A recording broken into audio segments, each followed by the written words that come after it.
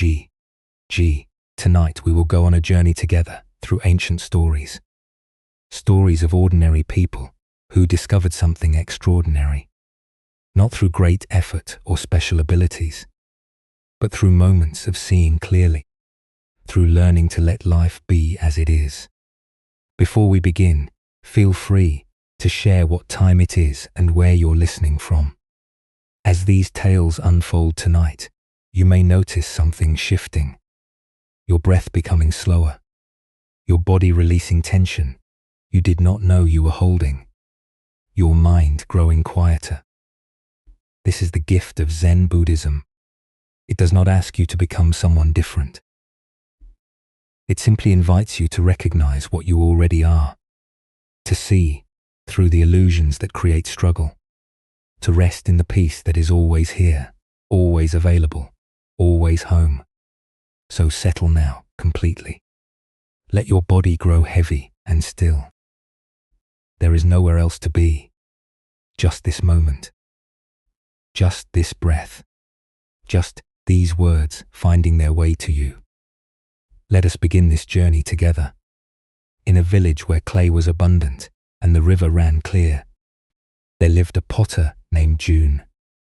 He had learned his craft from his father, who had learned from his father before him. 3 generations of hands shaping clay into vessels. 3 generations of knowing how fire transforms earth into something useful and beautiful. June's workshop sat at the edge of the village, a simple building with a large kiln that glowed red on firing days. The wheel where he worked stood by the window, positioned to catch the morning light. He had thrown thousands of bowls on that wheel. He took pride in his work, not the boastful kind of pride, but the quiet satisfaction of someone who does something well. People came from neighboring villages to buy his pieces, knowing they would receive something that would last. But lately, June had been feeling restless. His work had become routine. Each bowl looked like the one before it. Competent, yes. Well made, certainly.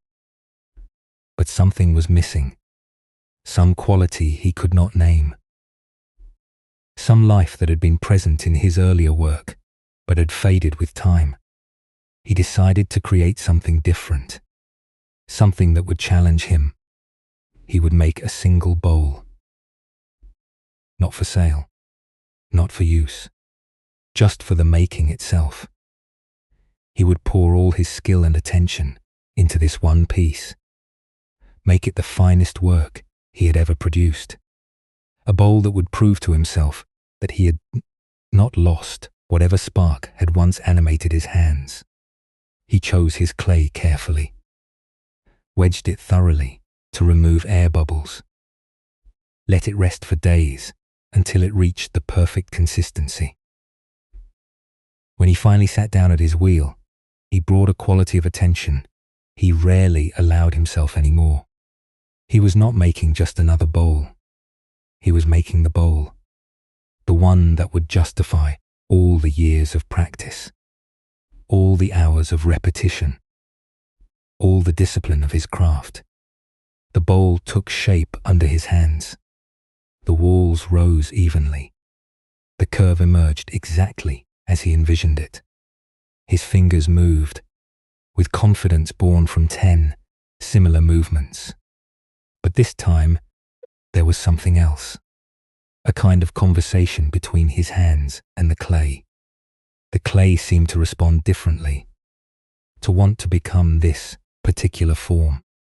He trimmed it the next day with equal care, each cut of the trimming tool precise, the foot ring perfectly centered, the thickness of the walls exactly right, not so thin that they would be fragile, not so thick that the bowl would feel heavy.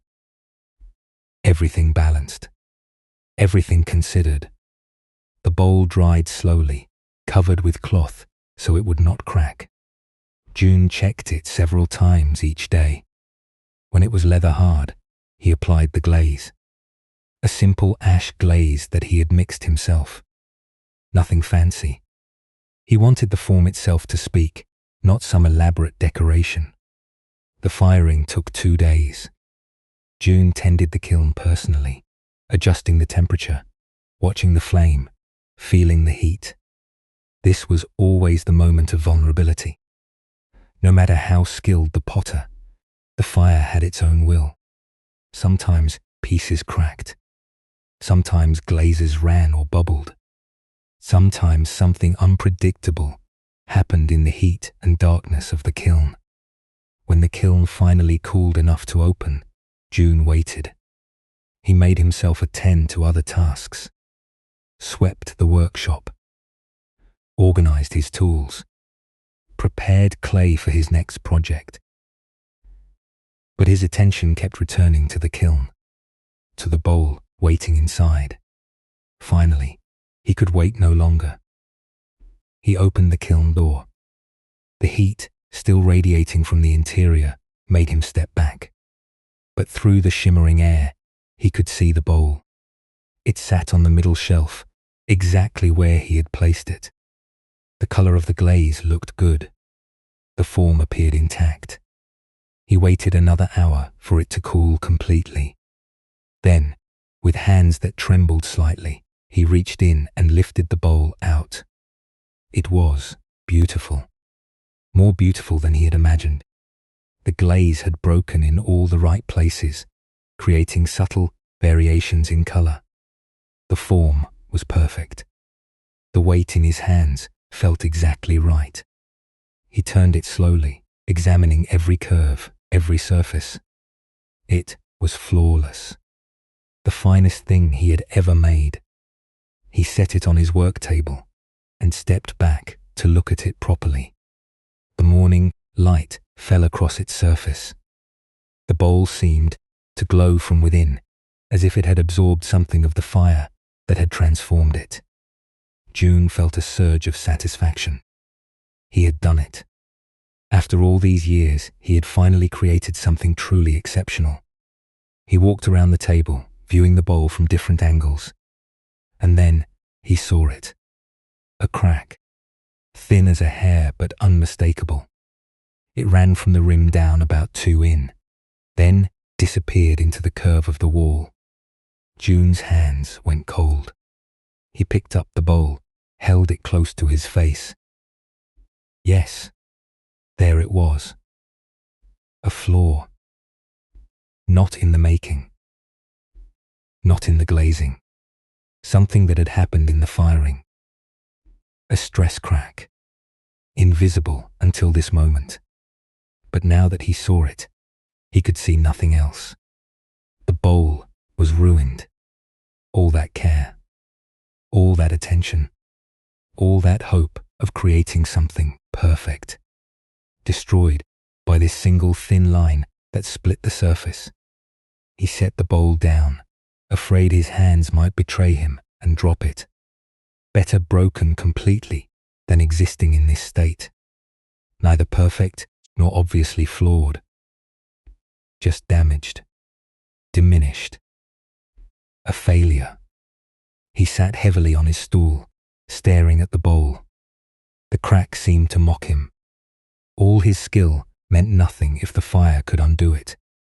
All his attention meant nothing if something beyond his control could destroy his work.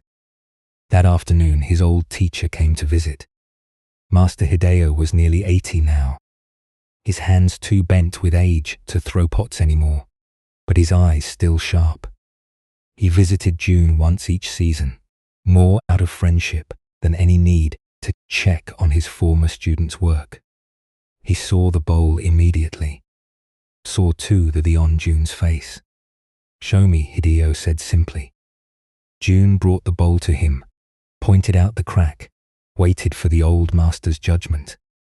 Hideo held the bowl in his weathered hands, turned it slowly, examined it from every angle. Then, he looked at June with an expression that was hard to read. "Tell me what you see when you look at this bowl," Hideo said. "I see a flaw," June replied. "I see my finest work ruined by something I could not control. Look again." June looked. The crack was still there, still obvious, still destroying the perfection he had worked so hard to achieve. "I see the same thing," he said quietly. Hideo set the bowl on the table between them. "Then you are not seeing clearly. You are seeing only what you expected, what you planned, what you tried to control. You are not seeing what is actually here." He pointed to the crack. "This line, did you make it? No, it happened in the firing. Something I could not control. Yes. Something you could not control. And yet, it is here. Part of this bowl now. Not separate from the bowl, but integrated into it. The bowl includes this crack. This is what the bowl is. Not what you intended, but what emerged." June felt frustration rising. "But it ruins the bowl. It destroys what could have been perfect. Perfect." Hideo repeated softly. "What is perfect?" "Something that matches your plan exactly. Something that conforms completely to your intention. Is that perfection? Or is that just control?" He picked up the bowl again, holding it to the light. The crack caught the sunlight, creating a subtle line of shadow and brightness. "Look at how the light moves along this line. Look at how it adds something to the form. A kind of movement, a kind of life. The bowl is no longer static. It has a story now. Something happened to it. It bears the mark of that happening. But it will leak," June said. "It cannot hold water.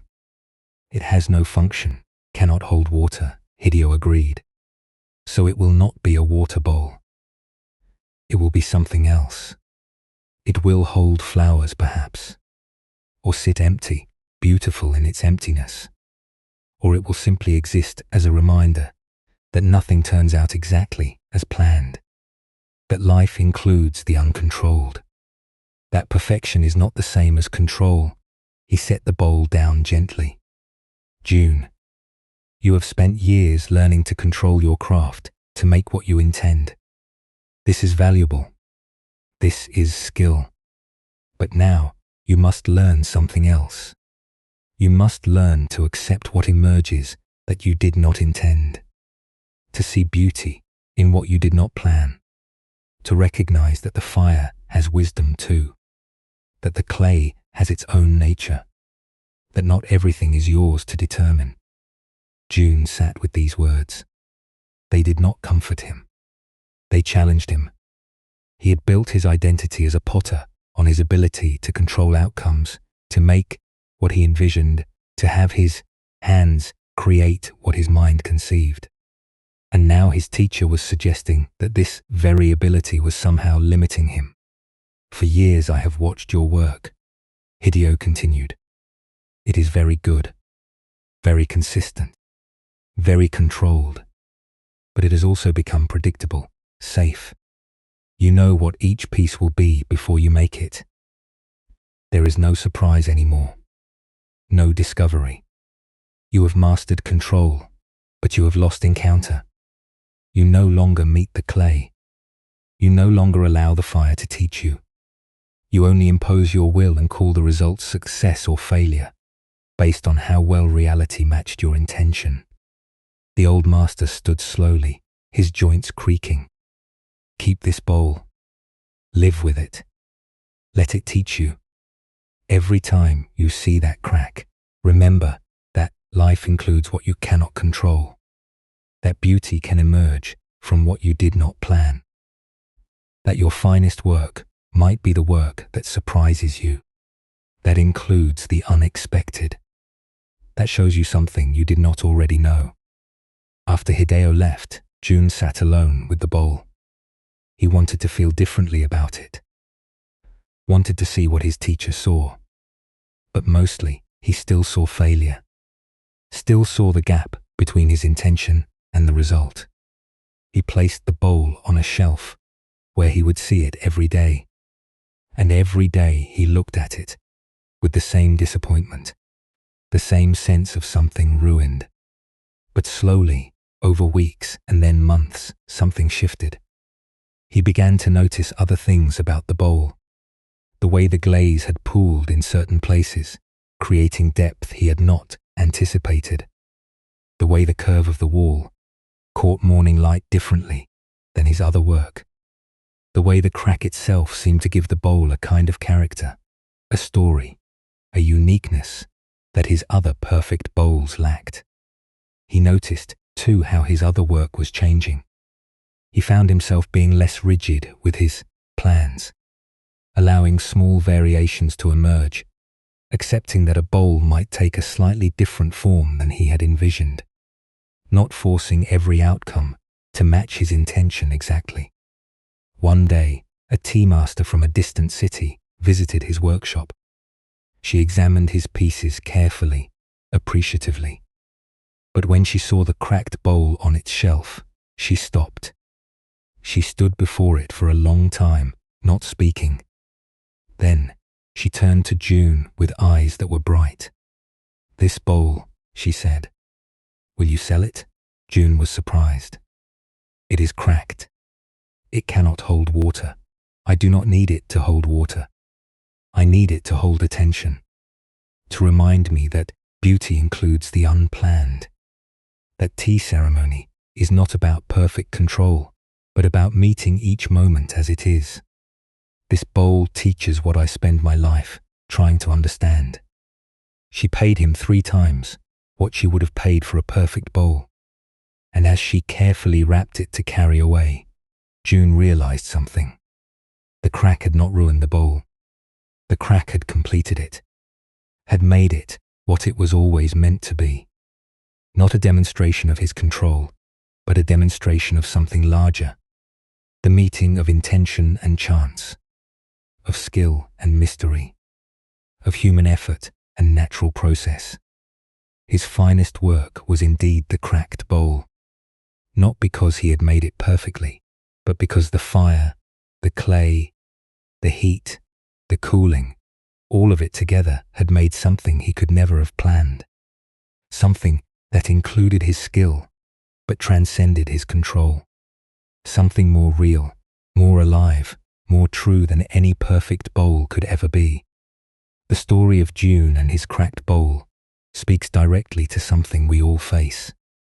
The deep desire to control outcomes, to make things turn out the way we plan, to have our efforts result in exactly what we intend. This desire feels natural. It feels like wisdom. After all, should we not try to do things well? Should we not aim for good results? But Zen Buddhism points to something subtle here. There is a difference between skillful effort and the demand for control. June brought skill to his work. He knew his craft. He attended to each step. This was valuable. This was appropriate. But somewhere in his practice, skill had become control. Making had become demanding. He was no longer working with clay and fire. He was trying to force them to conform to his will. When you let go of the demand for control, something opens. Not carelessness, not giving up on skillful action, but a kind of flexibility, a willingness to meet what actually happens rather than what you plan to happen, an ability to find value in unexpected outcomes. This is true in your own life as well. The moments when things do not go according to plan, when the unexpected enters, when you cannot control the outcome. These moments often contain the most profound teachings. The cracked bowl became June's teacher. Every time he saw it, he remembered. Reality includes the uncontrolled. Beauty includes the unexpected. Life is richer when you allow it to surprise you, when you stop trying to force everything to match your plan, when you recognize that your finest work might be the work that includes what you never intended. In a province known for its medicinal herbs, where mountain slopes grew plants found nowhere else, there lived a physician named Tomoko. She had studied with the greatest healers of her time. had learned which roots treated fever, which leaves eased pain, which teas cleared the mind, which poultices drew out infection. Her knowledge was deep, her skill respected throughout the region. She practiced in a small house at the edge of a village. People came to her with all manner of ailments. Some she could help immediately. A cut that needed stitching, a fever that needed cooling, a cough that needed soothing. Others required more time, careful observation, slow treatment, gradual healing. But most who came to her left better than they arrived. Tomoko took satisfaction in this, in easing suffering, in returning people to health, in using her knowledge to make a difference. She saw herself as someone who helped, someone who healed, someone whose work mattered. One autumn day, a man came to her house. His name was Daigo. He was younger than Tomoko, perhaps 30 years old, but he moved like someone much older. His face was tight with pain, his breathing shallow. His skin had an unhealthy pallor. "I need your help," he said simply. Tomoko invited him to sit, asked him questions about his condition. How long had he been unwell? What were his symptoms? Had he tried other treatments? Daigo answered briefly, reluctantly. Yes, he had been sick for months. Yes, he had pain in his stomach. Yes, he had seen other physicians. No, nothing had helped. Tomoko examined him carefully, checked his pulse, observed his tongue, palpated his abdomen. She recognized the condition. It was serious, but treatable. With the right herbs and proper rest, he could recover. It would take time, perhaps several months. But recovery was possible. She prepared a mixture of herbs, explained how to brew the tea, 3 times daily between meals. The taste would be bitter, but he must drink it all. She also gave him instructions about food, certain things to avoid, certain things to eat. Rest was essential. He must not work until his strength returned. Daigo listened to all of this without expression. When she finished, he took the herbs, paid her fee, and left. 2 weeks later, he returned. He looked worse. The pain had increased. He had lost more weight. Tomoko was puzzled. The treatment should have begun helping by now. "Have you been taking the herbs as I instructed?" she asked. Daigo shifted uncomfortably. "I tried them once. The taste was too bitter. I could not drink it, but you must drink it. The bitter taste is part of the medicine. That is how it works. I do not like bitter things." Tomoko felt a flash of frustration. She prepared a different formula, made it sweeter, added honey to mask the harsh taste, gave him careful instructions again. The dosage must be exact. The timing must be regular. He must follow through. Daigo took the new herbs and left. But when he returned 3 weeks later, he was worse still. The pain was constant now. His skin had a yellowish tinge. Time was becoming critical. "Did you take the herbs this time?" Tomoko asked, though she already suspected the answer. "I took them for a few days," Daigo said, "but then I felt more tired. So I stopped. I thought, maybe the herbs were making me worse. The tiredness is part of healing. Your body needs rest to recover. The herbs are working, but you must continue taking them.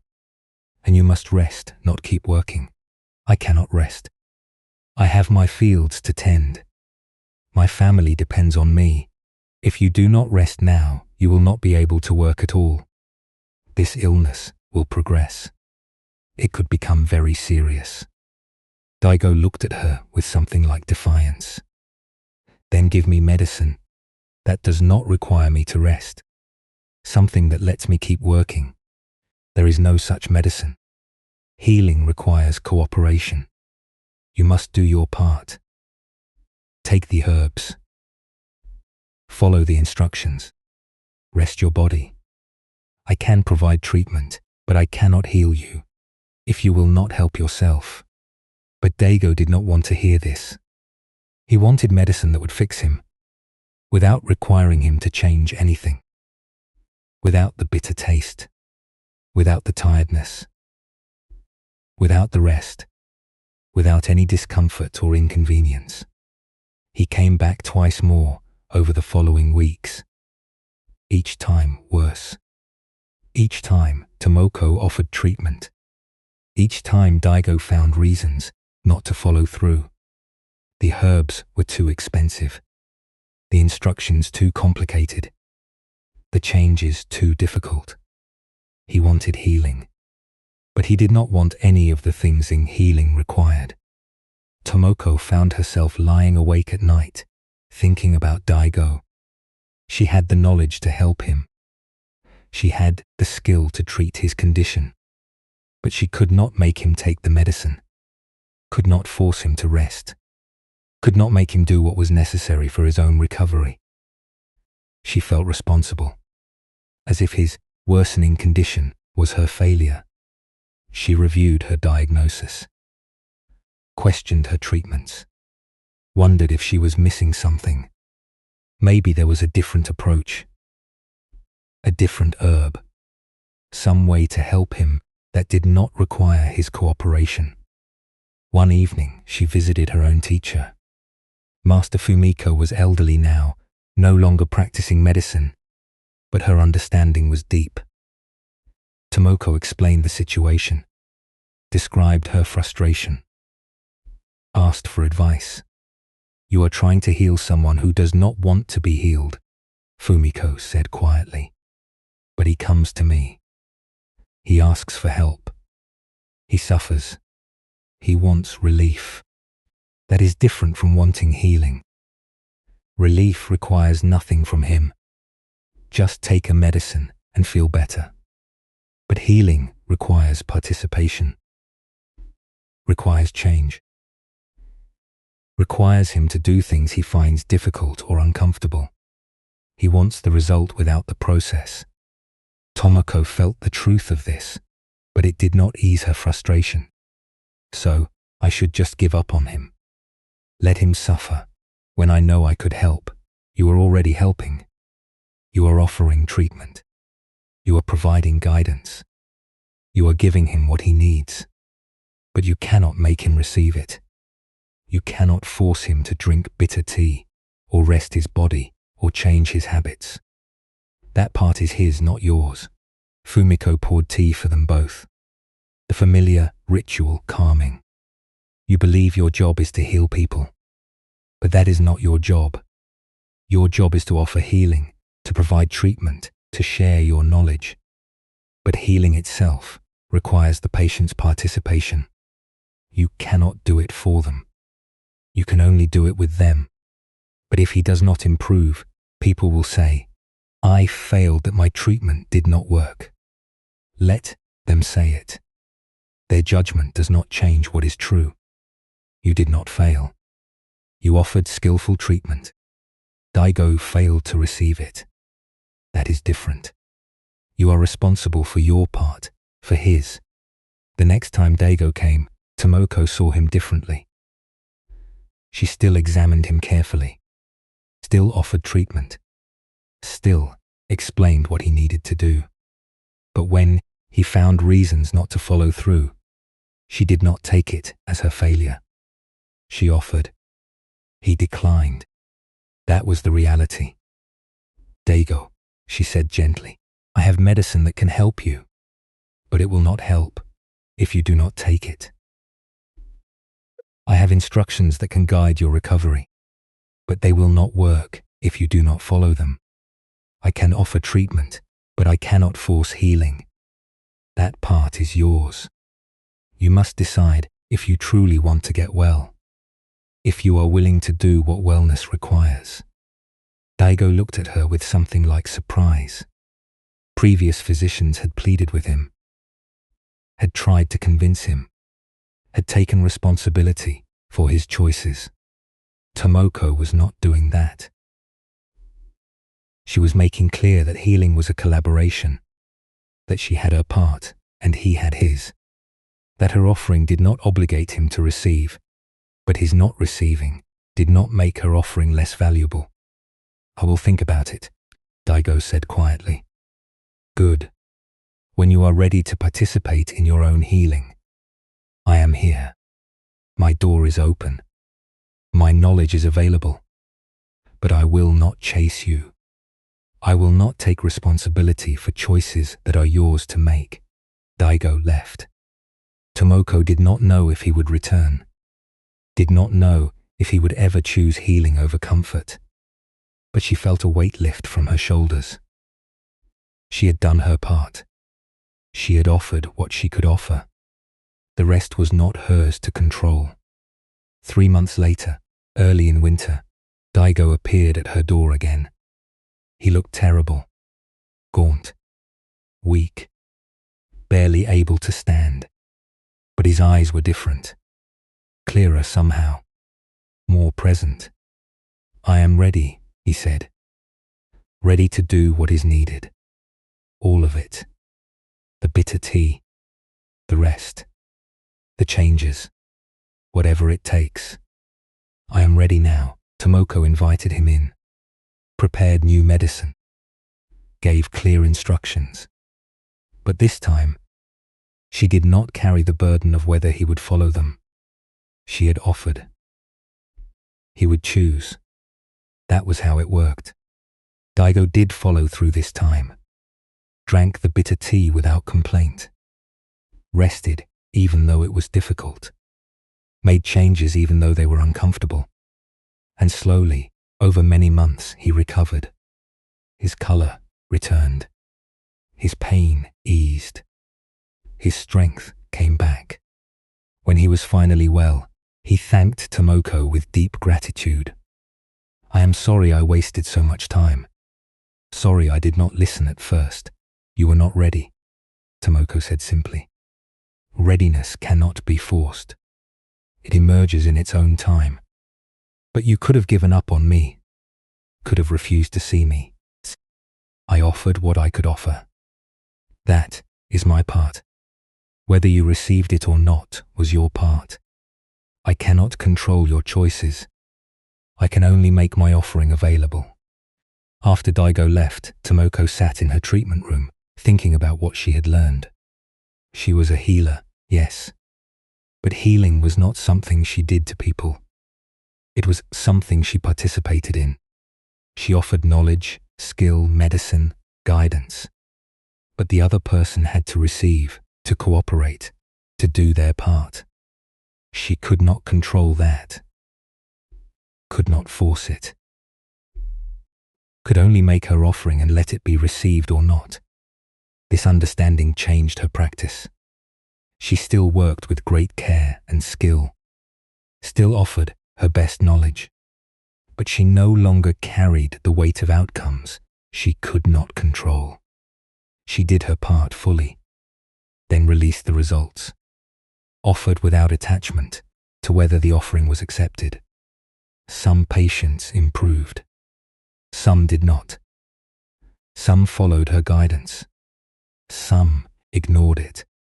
But Tomoko remained steady, available, clear about her role and its limits. She could offer healing.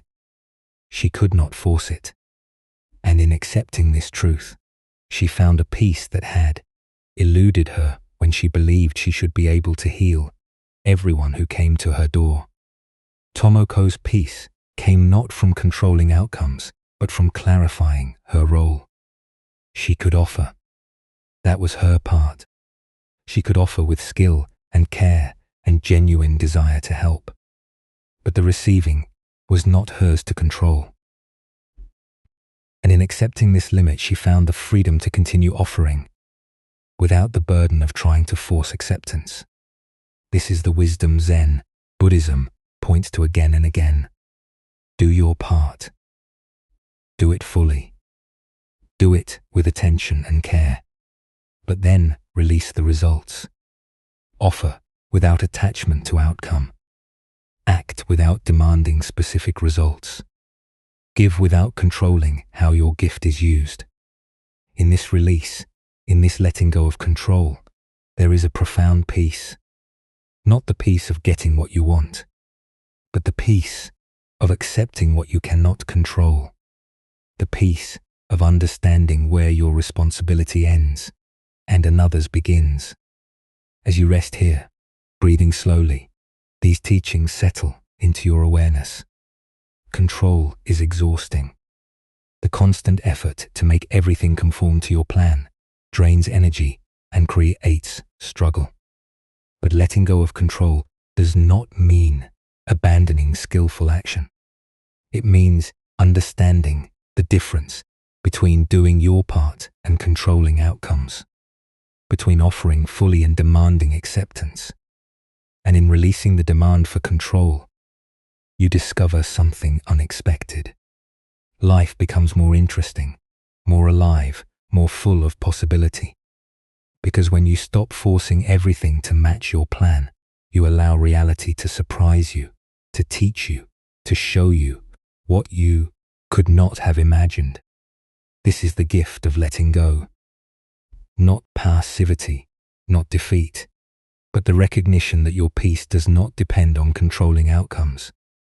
It depends on understanding your part and doing it fully while releasing what is beyond your influence. The teachings of Zen Buddhism return us always to this simple truth. Meet life as it actually is, not as you demand it should be. Work with what is here, not with what you wish were here. Offer your best, then let go of the results. In this release, this letting go, this acceptance of life's uncontrollable nature, there is a peace deeper than any control could ever provide. In a town known for its scholars and artists, where festivals celebrated calligraphy and poetry, there lived a man named Takeshi. He was a calligrapher of great reputation. His brushwork had won recognition at competitions throughout the province. Takeshi had studied calligraphy since childhood. His father had been a calligrapher before him, and his grandfather before that. The family tradition stretched back generations. Takeshi had learned each stroke through repetition. 10,000 times writing the character for water, 10,000 times for mountain, 10,000 times for peace. His hand knew the movements without conscious thought. The brush became an extension of his will. Each morning, Takeshi rose before dawn. He ground fresh ink, prepared his paper, set out his brushes. Then, he would practice for several hours before taking commissions. Practice was essential. Even at his level of skill, even after decades of daily work, he maintained strict discipline. Without practice, the hand grew clumsy. The strokes lost their precision. Lately, though, something had changed. Something Takeshi could not quite identify. His technical skill remained excellent. His characters were still well formed, but they had lost something. A quality he could not name. When he looked at his recent work, he saw competence, correctness, but not life, not energy. The characters sat on the page perfectly balanced, but somehow dead. This troubled him deeply. At first he thought he needed more practice. So, he increased his hours, woke earlier, practiced longer, ground his ink with more care, selected his brushes with more attention, but the problem persisted. His work remained technically perfect, and somehow lifeless. He examined scrolls from his earlier years, work he had done as a younger man before his reputation was established. Those characters had something his current work lacked. They were less perfect in their form. Sometimes the balance was slightly off. Sometimes the stroke pressure varied more than it should. But they were alive. They had energy. They seemed to breathe on the page. What had he lost? What had changed between then and now? One afternoon, a young girl came to his studio. She was perhaps 8 years old, daughter of a neighbor. She had watched Taishi through his window many times and was fascinated by calligraphy. Her mother had given permission for her to visit and observe. Taishi set her up in the corner with paper and a simple brush. He showed her how to hold it, how to grind ink, how to begin learning the basic strokes. Then, he returned to his own work, preparing a commission for a merchant family. Important characters that needed to be perfect. He could hear the girl behind him, the sound of her brush on paper, soft, hesitant, uncertain. He smiled to himself, remembering his own early attempts. How clumsy his first strokes had been. How long it had taken to develop control. After an hour, he finished his work. He looked at what he had created. The characters were flawless, perfectly balanced, exactly correct, and completely without life. He felt a familiar frustration rising. What was he doing wrong? The girl spoke from behind him. "Master Takeshi, may I show you what I made?" He turned, ready to offer gentle correction. She held up her paper. On it were several attempts at the character for joy. They were terrible from a technical perspective. The strokes were uneven. The balance was wrong. The proportions were off. Everything about them violated proper form, but they were alive. They were joyful. They danced on the page with an energy that made Takeshi's perfect characters look dead by comparison. He stared at her work, something shifting in his chest. "Tell me," he said quietly, "what were you thinking about as you wrote these?" The girl looked confused by the question. "Thinking about? I was not thinking. I was just writing, trying to make the character for joy look like joy feels. And how does joy feel? Like jumping. Like laughing. Like when you are so happy you cannot hold still." She looked at her characters. "I know they are not right. The teacher at school says my writing is too messy, but I was trying to show how joy moves." Takeishi looked at his own work again. What had he been thinking about as he wrote? He had been thinking about correct form, about proper balance, about what the merchant would expect, about his reputation, about technical perfection. He had been thinking about the result, about how it would be judged, about whether it was good enough. He had not been thinking about the meaning of the characters, had not been feeling anything about what they said. He had been executing them like a craftsman, following a pattern, technically perfect, but absent of any actual presence with what he was doing. "Your characters are wonderful," he told the girl. "Do not let anyone make you lose this quality they have, this aliveness." She beamed with pleasure, not quite understanding why her messy work was being praised by a master calligrapher. After she left, Takeishi sat alone in his studio. The light was fading. His perfect characters lay on the table before him, and he saw clearly what had happened over the years. He had learned techniques so well that he no longer needed to be present. His hand could execute the strokes automatically. His mind could wander, could think about other things, could plan, could worry, could judge, and the characters would still be technically correct, but they would be empty. The girl had no technique. She had to be completely present with each stroke, had to attend to the brush, the ink, the paper, the movement. She could not execute automatically. So, her full attention was there, and that attention, that presence, came through in the work. It made her clumsy strokes more alive than his perfect ones. He realized he had forgotten how to be present with his own work, had trained himself so thoroughly that he could do it without actually being there. And in that absence, the work had died. The next morning, Takeshi approached his practice differently. He did not try to change his technique.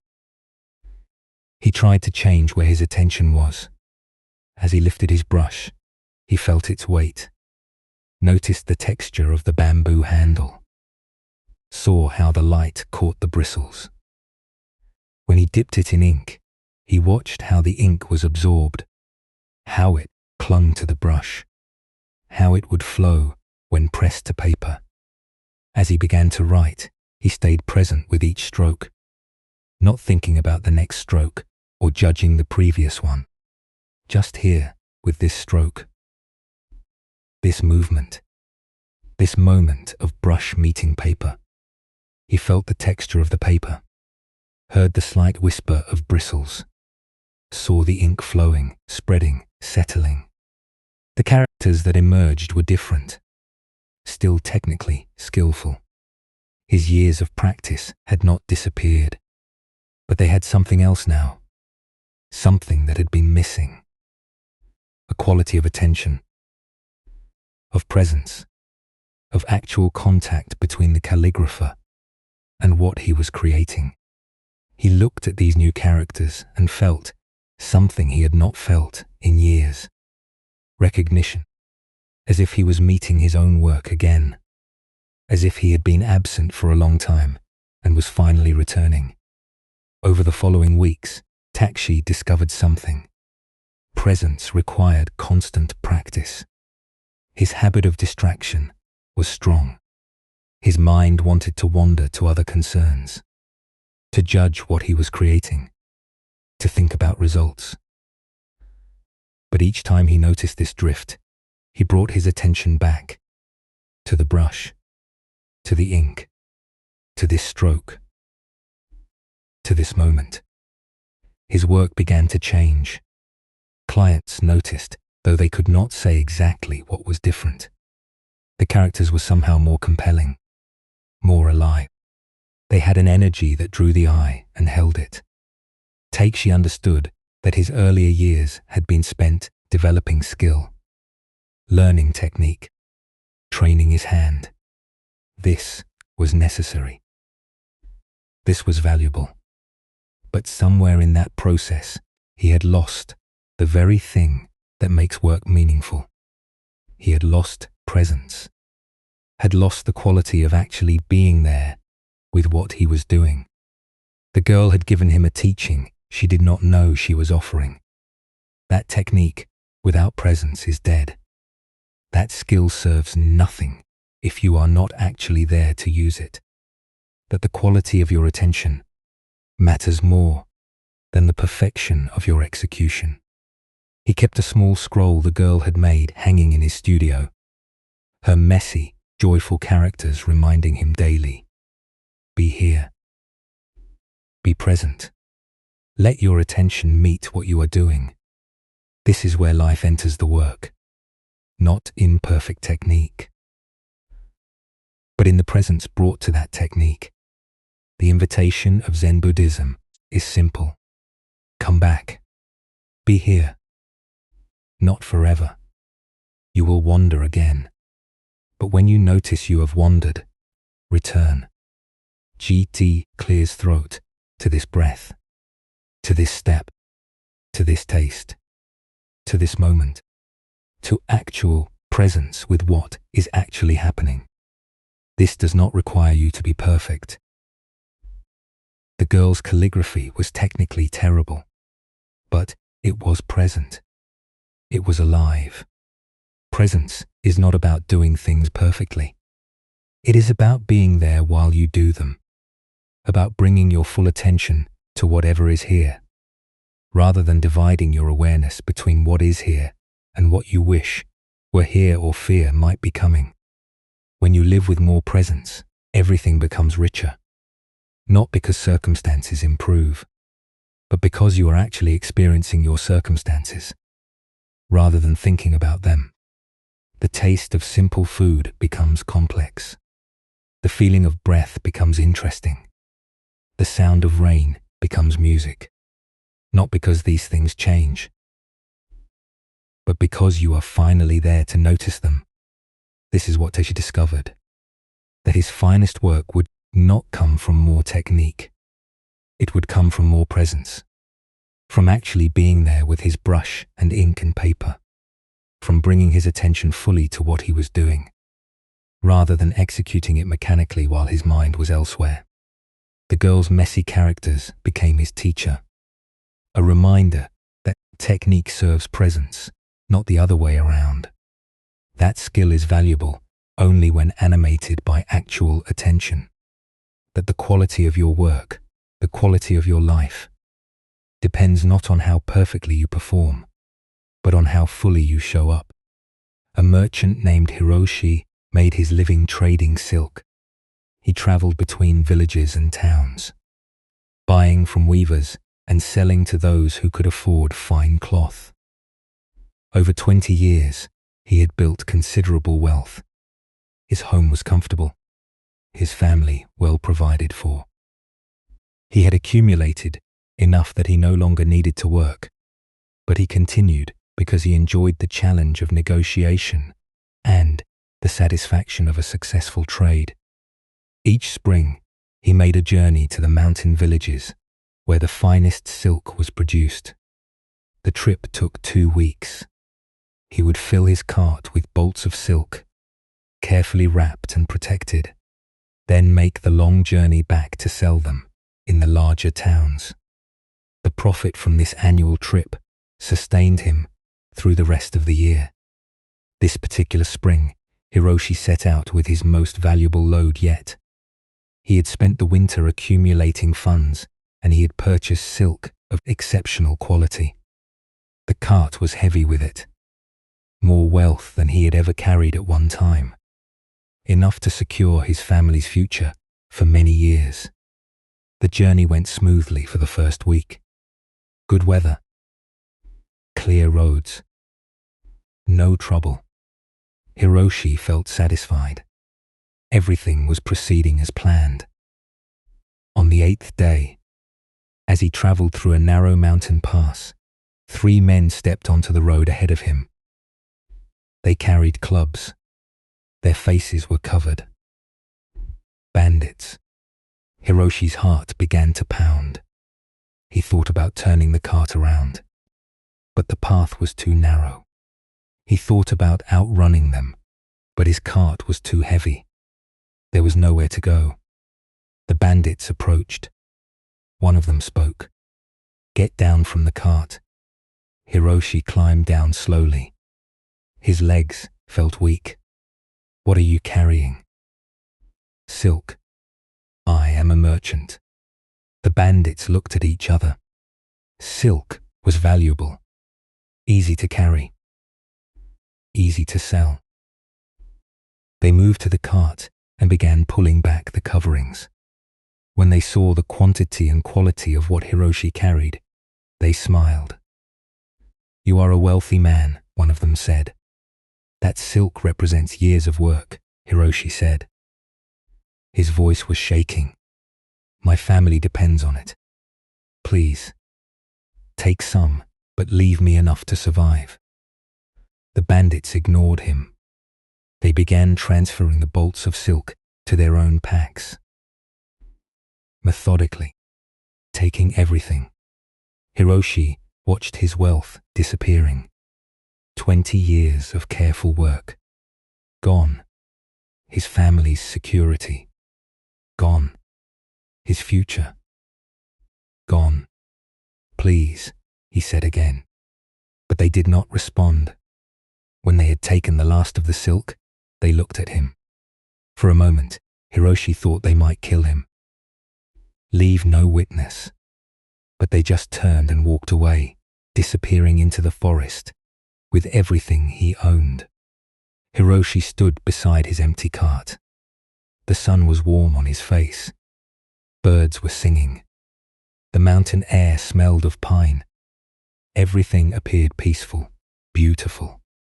But inside him, there was only emptiness and growing panic. What would he tell his wife? His children? How would they survive? He had no goods to sell, no money to buy more. Everything was gone. Years of effort, reduced to nothing in a few minutes. He sat down on the ground beside the cart. The shock was wearing off, replaced by despair. He had failed, lost everything. He imagined his family's faces when he returned with nothing. The shame, the fear, the uncertainty. He sat there for a long time. The sun moved across the sky. Eventually, he realized he needed to move, needed to start the journey home, needed to face what he had lost. As he stood and brushed off his clothes, he noticed something strange. The panic was still there, the worry about the future. But there was something else too, something he had not expected. A kind of lightness.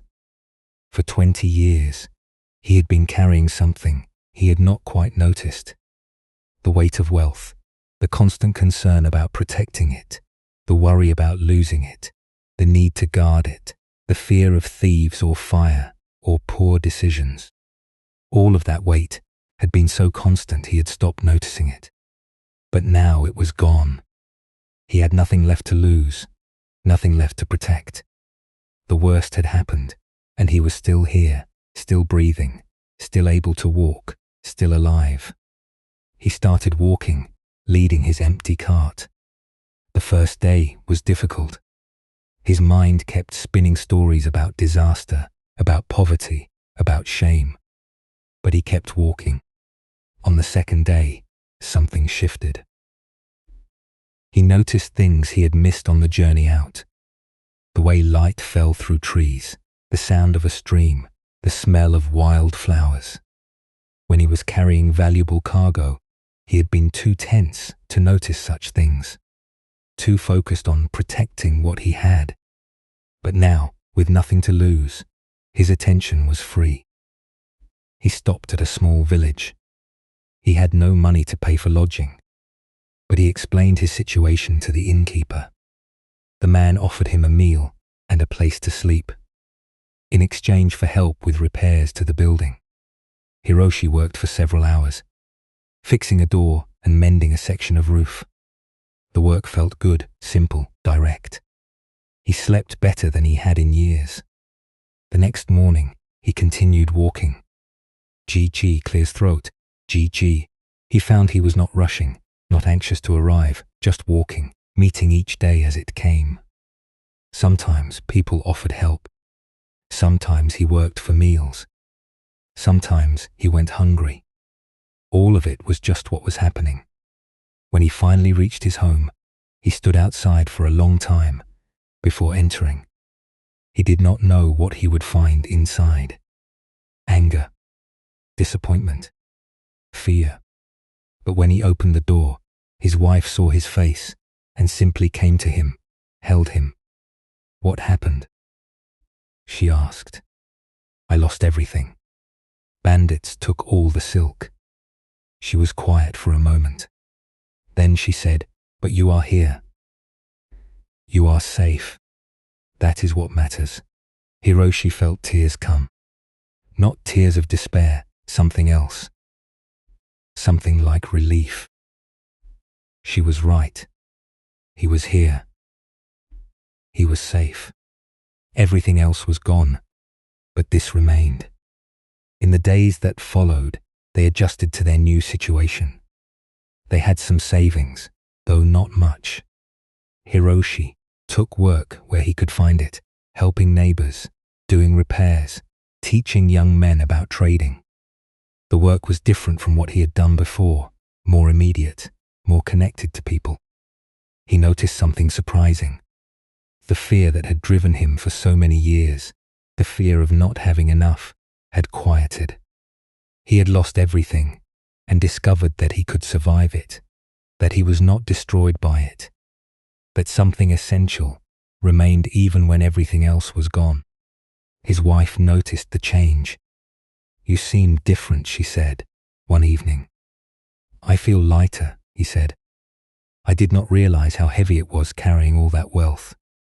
Not just the silk, but the worry about it, the need to protect it, the fear of losing it.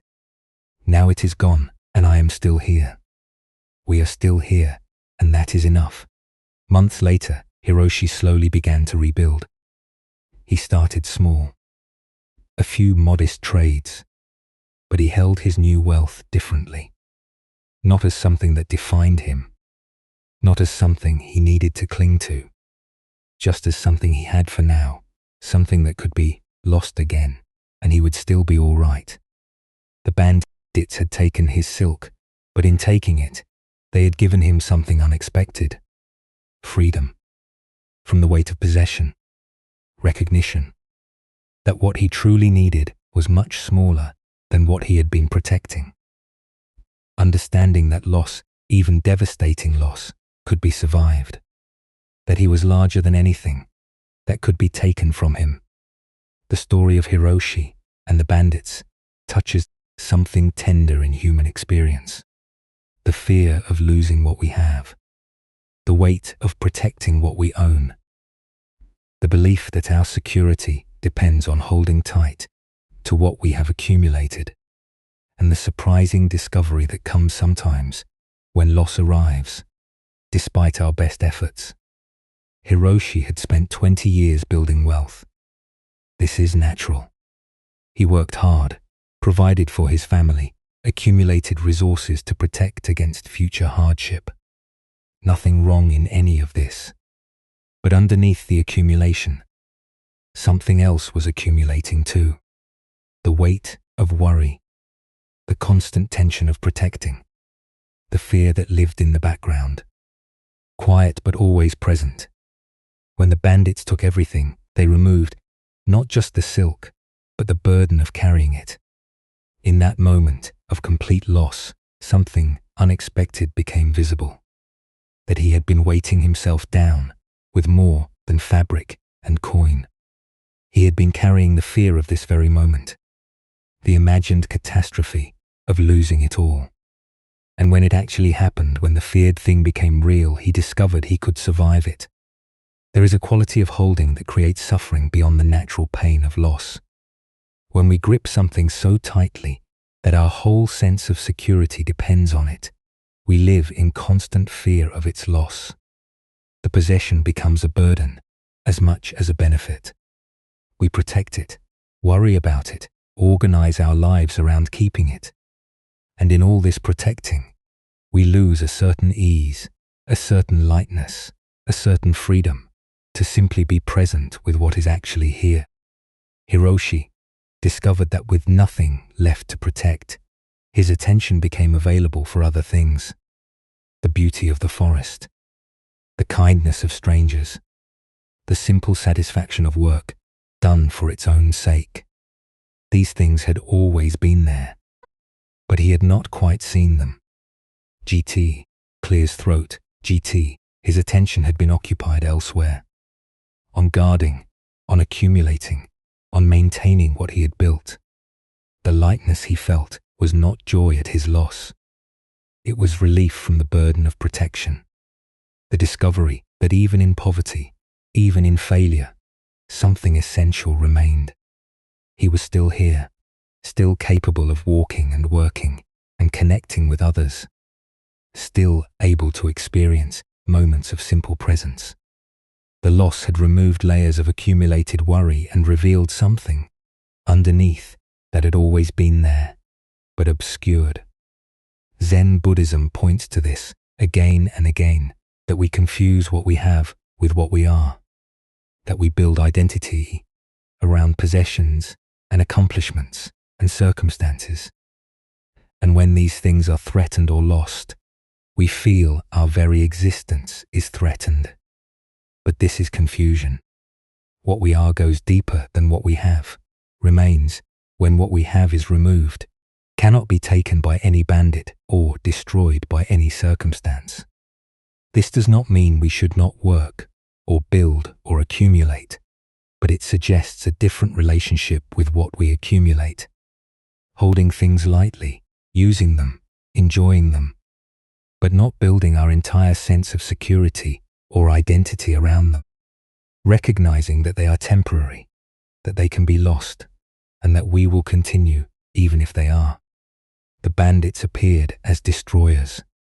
They took what Hiroshi had spent years building, but in taking it, they inadvertently revealed something, that he could survive the loss, that what he fundamentally was remained even when what he had was gone, that the weight he had been carrying was heavier than he knew. This was not their intention, but it was the outcome nonetheless. Sometimes loss teaches what accumulation obscures, that security does not come from how much we have, but from understanding what we actually need. That freedom does not come from having more, but from fearing loss less.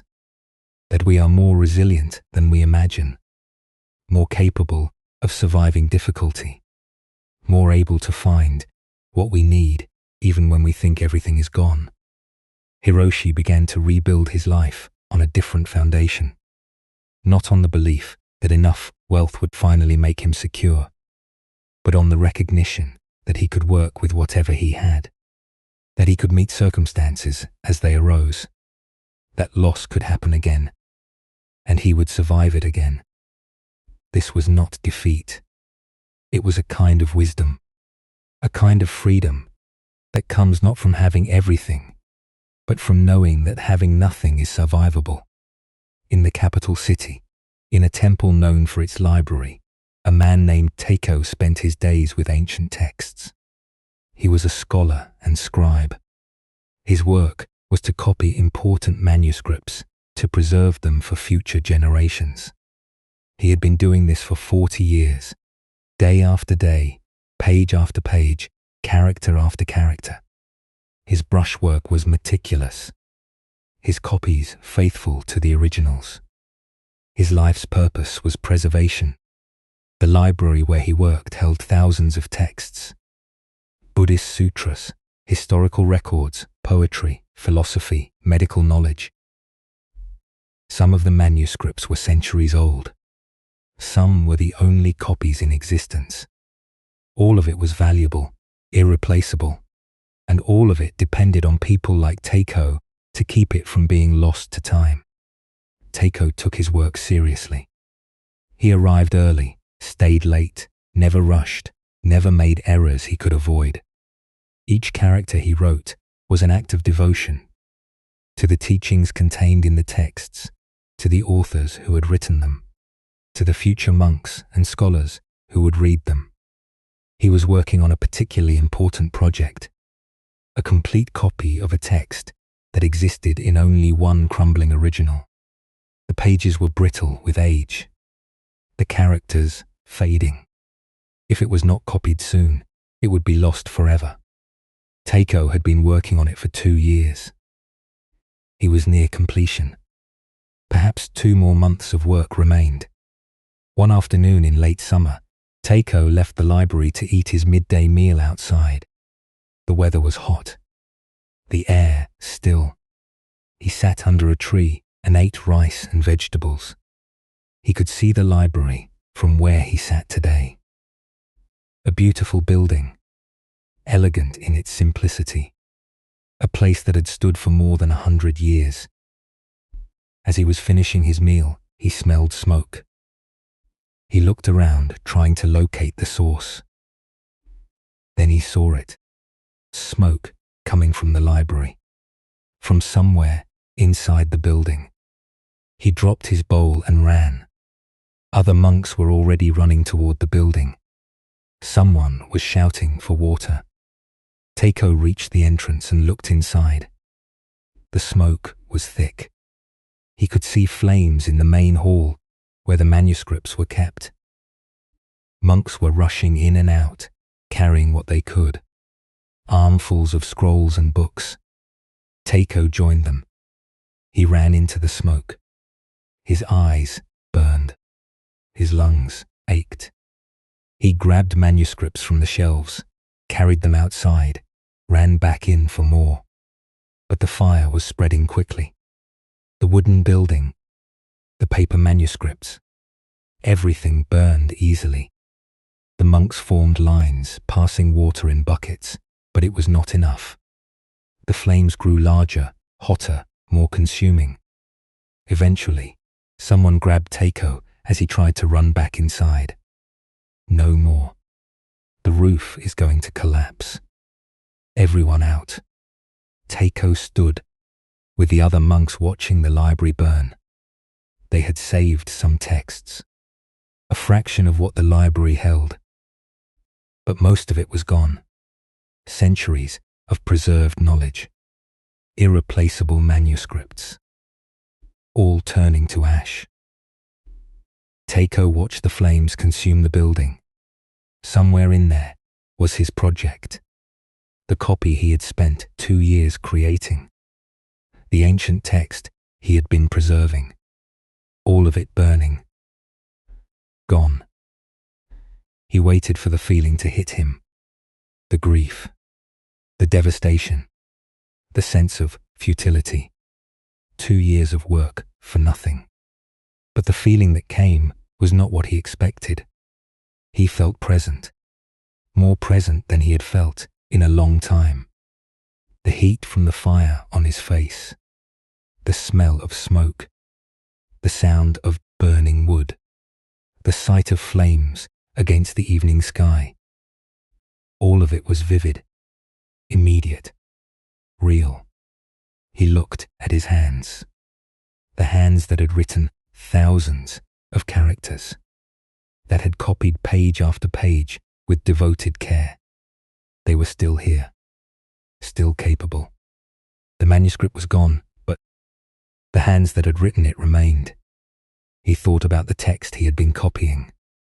He knew it well, had read every word multiple times, had contemplated its meaning as he copied it. The physical pages were burning, but what he had learned from them was still present, in his mind, in his understanding. That could not burn. An old monk stood beside him, Master Chen, the head of the library. He too was watching the fire. His face was calm, sad but calm. 40 years of my life in that building, Master Chen said quietly. 40 years of collecting, organizing, preserving. All gone in an afternoon. I am sorry, Master, Takeo said. Master Chen smiled slightly. Do not be sorry.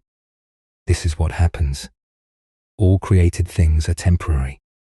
All preserved things eventually fade. We knew this. We just forgot it while we were busy preserving. But the knowledge, the teachings, they are lost.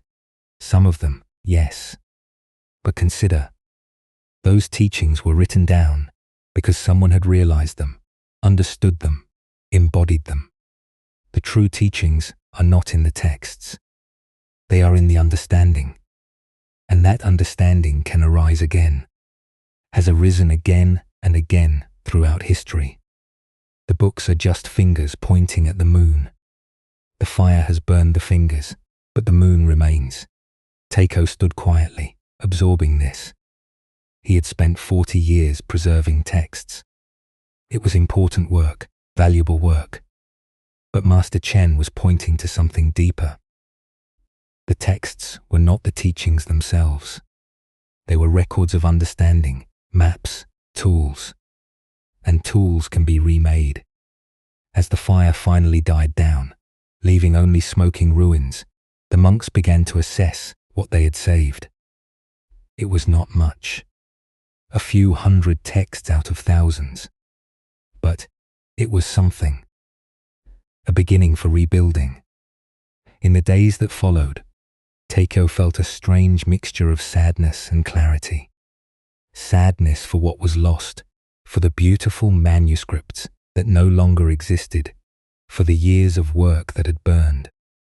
But clarity, too, about what truly mattered, about what could be lost and what could not.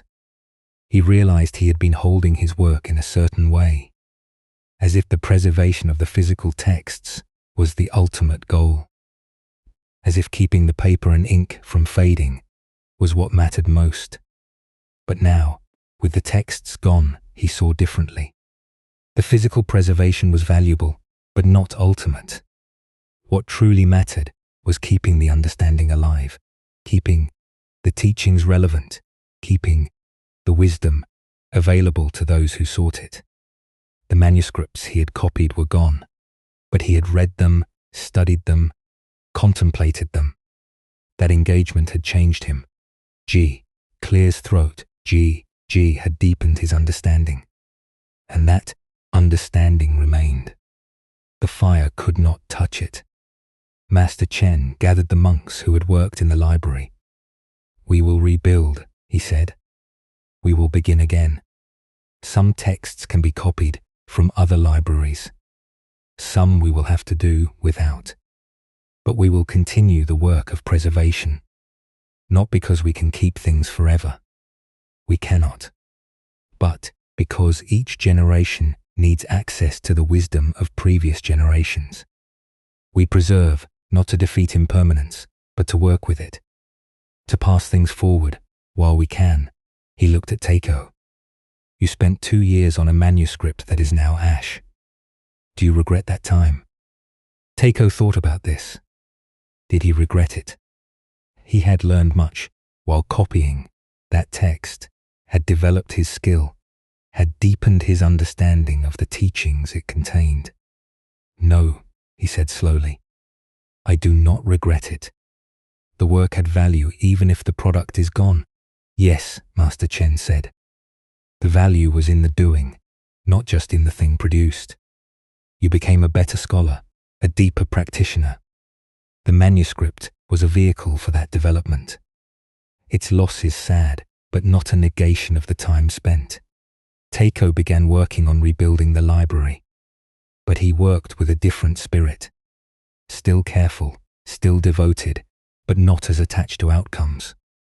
He understood now that whatever he created could be lost, could burn or fade, or be destroyed. But the work itself had value. The attention brought to it, the understanding developed through it. These things remained even when the product was gone. He also noticed something else. He enjoyed his work more. When he had believed preservation was ultimate, there was always an undercurrent of anxiety. The manuscripts were fragile. Time was relentless. Decay was inevitable. He was fighting a losing battle. But now, understanding that loss was inevitable, there was a kind of peace. He was not trying to defeat time. He was just working with what was here, preserving while preservation was possible, and knowing that when it was no longer possible, that would be all right too. The library was eventually rebuilt. New manuscripts were added. Some of what was lost was recovered from other collections. Some was gone forever. But the work continued, and Takeo continued his careful copying. Each character written with full attention, not because it would last forever, but because this moment of writing was valuable in itself. The work was its own reward. The preservation was a gift to the future, but a gift given without expectation of permanence. The fire had taken much, but it had also given something. A clarity about what matters. A recognition of impermanence, not as enemy, but as simple truth. A freedom from the anxiety of trying to make the temporary permanent. And in that freedom, a deeper appreciation for the work itself, for the simple act of brushing ink onto paper, for the quiet satisfaction of faithful copying, for the privilege of engaging with ancient wisdom, even briefly, even knowing that everything eventually returns to ash. This story of Takeo and the burning library points to a deep truth about all creative and preservative work. We build, we create, we maintain, we preserve, all valuable activities, all worth doing. But underneath, often unexamined, sits a belief that somehow we can make the temporary permanent, that our efforts will defeat time, that what we create or preserve will last forever. And this belief creates a subtle anxiety that colors all our work. When the fire came, it destroyed 40 years of careful preservation, thousands of manuscripts, centuries of accumulated wisdom, all gone in an afternoon. This was genuine loss, real tragedy. The texts that burned were valuable. Their destruction was not good. Teikyo's sadness was appropriate, but within the loss, something else emerged.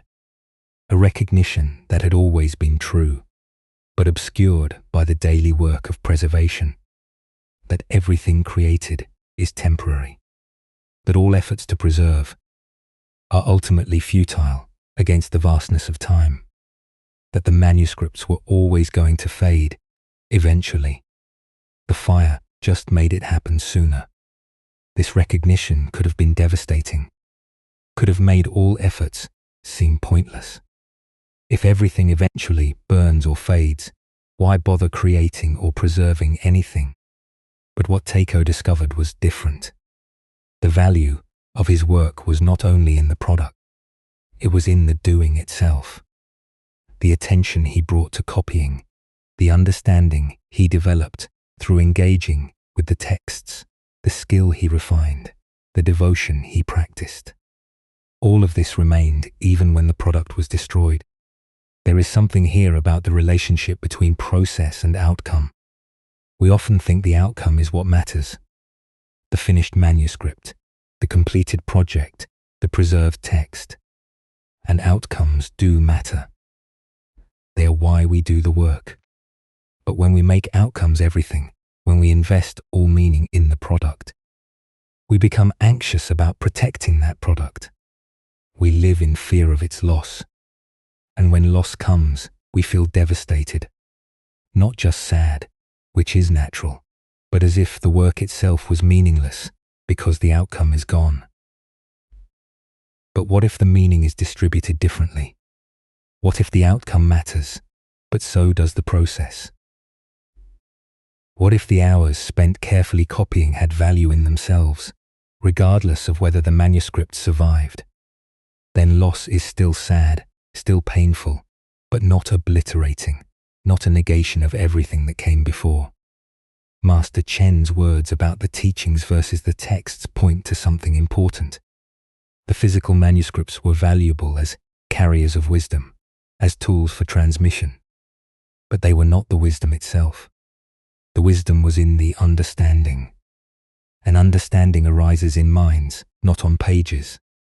The fire destroyed pages, but could not touch the understanding that those pages had helped create. This is true of all our creative and preservative efforts.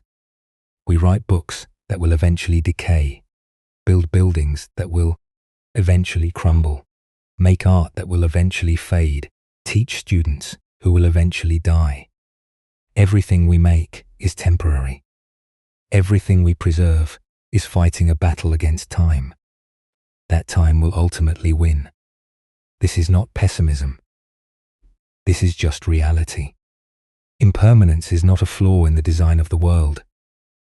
It is a basic characteristic of existence. When we resist this truth, when we try to make things permanent, we create suffering beyond the natural sadness of loss. We exhaust ourselves, trying to protect what cannot be protected forever. We live in anxiety about the inevitable. We miss the simple satisfaction of the work because we are so focused on ensuring the product survives. But when we accept impermanence, when we work within it rather than against it, something shifts. We can still do the work, still preserve what we can, still create with care, but we hold it differently. We know it is temporary. We know it will eventually be lost. And knowing this, we can appreciate it more fully while it is here, can enjoy the work itself, without the burden of believing we must make it last forever. Teiko continued his careful copying after the fire, not because he thought his new manuscripts would be permanent, but because The work itself was valuable, because transmission matters, even when what is transmitted is temporary, because this moment of writing has meaning, even if what is written will someday burn or fade. There is a kind of peace in this acceptance, not resignation, not giving up, but a clear-eyed understanding that allows us to work without anxiety, to create knowing that what we create is temporary, to preserve knowing that preservation is temporary, to do the work for the value of the work, not just for the hope of permanent outcomes. The fire took much from the library, but it also burned away a certain illusion.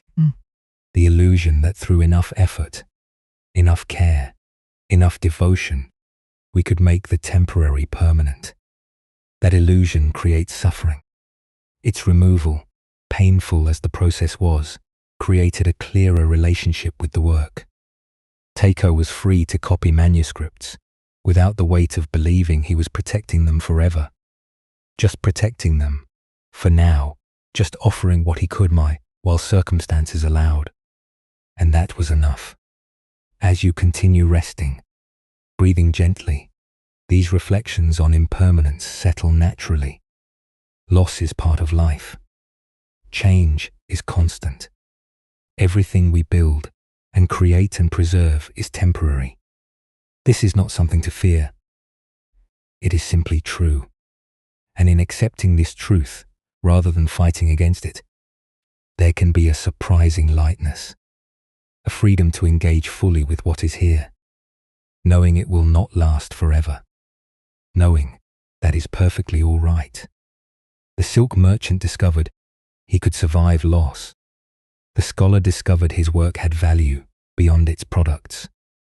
Both learned something about holding life lightly, not carelessly, but without the desperate grip that comes from believing we can make the temporary permanent. This is what Zen Buddhism points toward, not detachment in the sense of not caring, but a clear understanding that allows us to care deeply while knowing that everything changes, everything ends, and we continue anyway, able to find what we need, able to work with what is here, able to meet each moment as it arrives. In a mountain village, a craftsman named Riku spent his days making mirrors. Not the large decorative mirrors found in wealthy homes, but small hand mirrors of polished bronze, simple tools that allowed people to see their own faces. His workshop was modest, a furnace for melting metal, tools for shaping and polishing, a grinding stone worn smooth from years of use. Riku had been making mirrors for 20 years. The work was repetitive but satisfying. Each mirror required the same careful process: casting the bronze disc, grinding the surface, polishing until it reflected clearly. He had made thousands of them, each one eventually carried away by a customer to look at their own reflection. Lately, though, a question had been troubling him. A question that arose each time he handed a finished mirror to someone. They would look into it, see their face, and be satisfied. But what were they actually seeing? What was this self that appeared in the polished surface? The question grew stronger.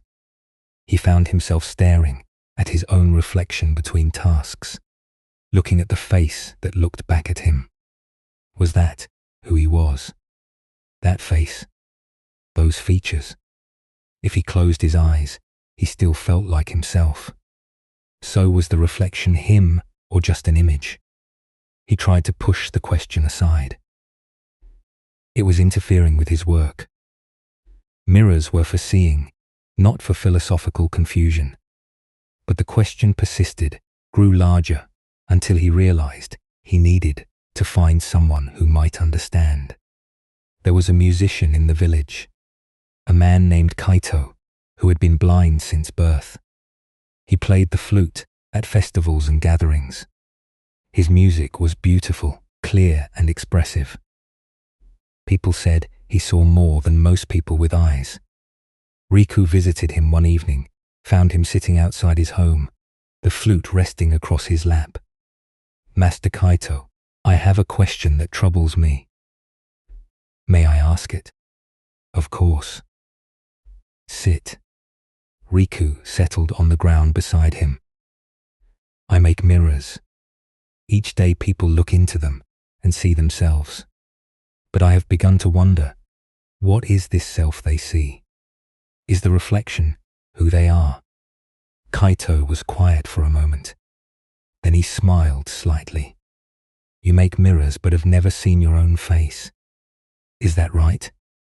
No, I see it every day. In the mirrors, I polish. In still water, I know what I look like. Then perhaps I should ask differently. You see an image that you call your face. But is that you? If I touch your arm, right now I feel something solid. Warm. Breathing. Is that more you than the image in the mirror? Riku considered this. My body is me, yes. The mirror shows what my body looks like. And if your body is you, then when your body changes, do you change? When you were a child, you had a child's body. Now you have a man's body. Were you different people? Or the same person in different forms? The same person. I remember being that child. I have changed, but I am still me. So, you are not your body. Exactly. You are something that experiences having a body. Something that continues while the body changes. Kaito lifted his flute. When I play this instrument, am I the flute? Or am I the one playing it? You are the player, not the instrument. Yes. And you are not the body.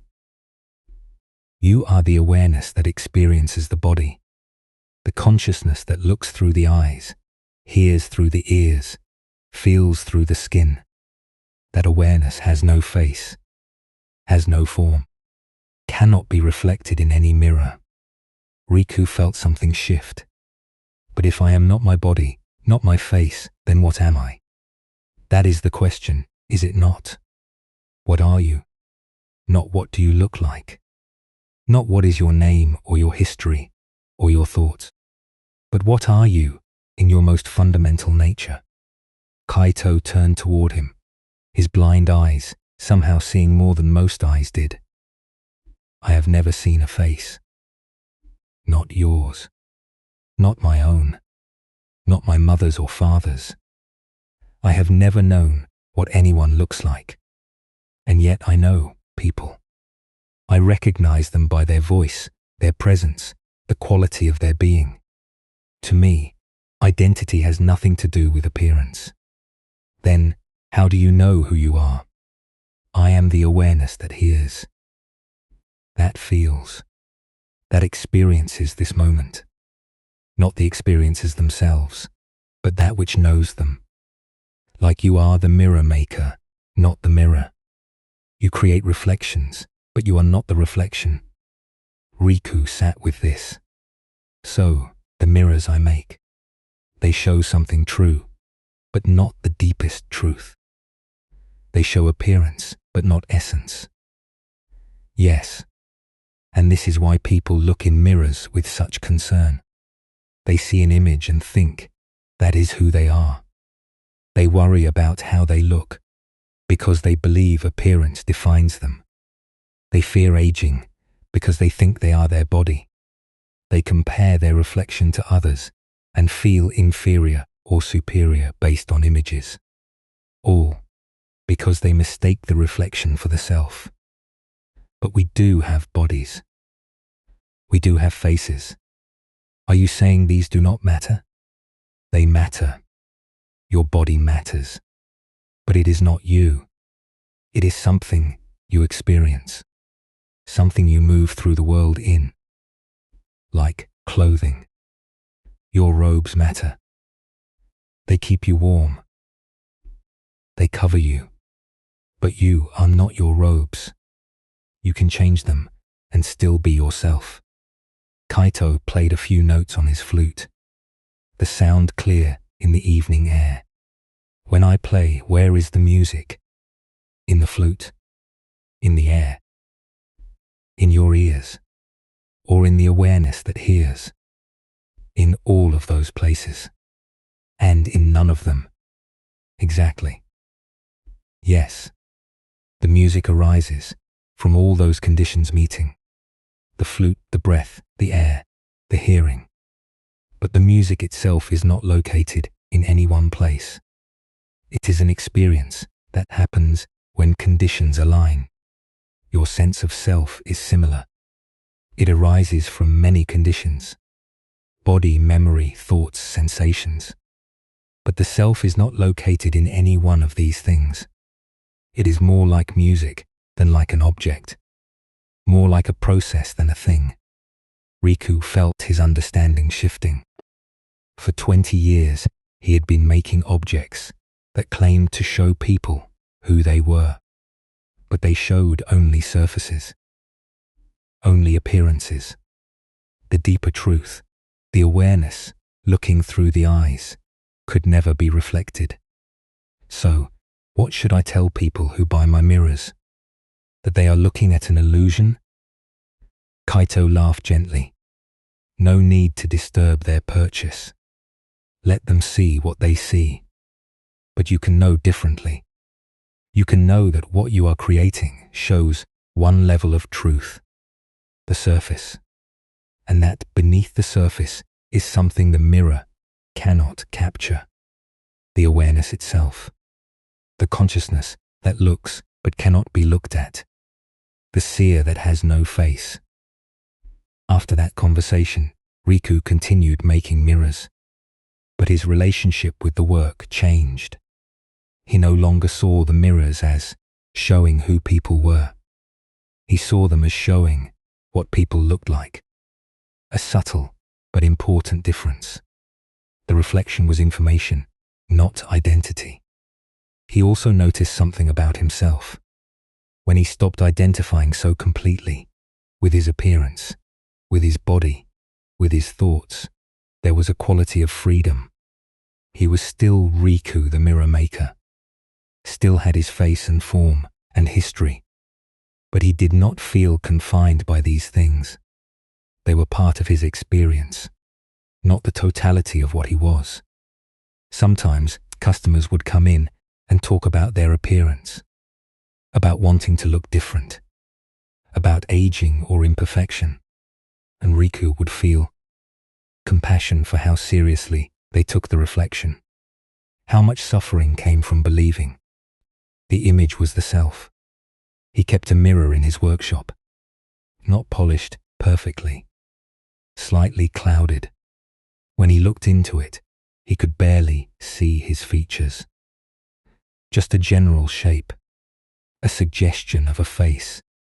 And this felt more true somehow, because the clarity of reflection created the illusion of fixed identity. But the clouded mirror showed the truth, that appearance is always shifting.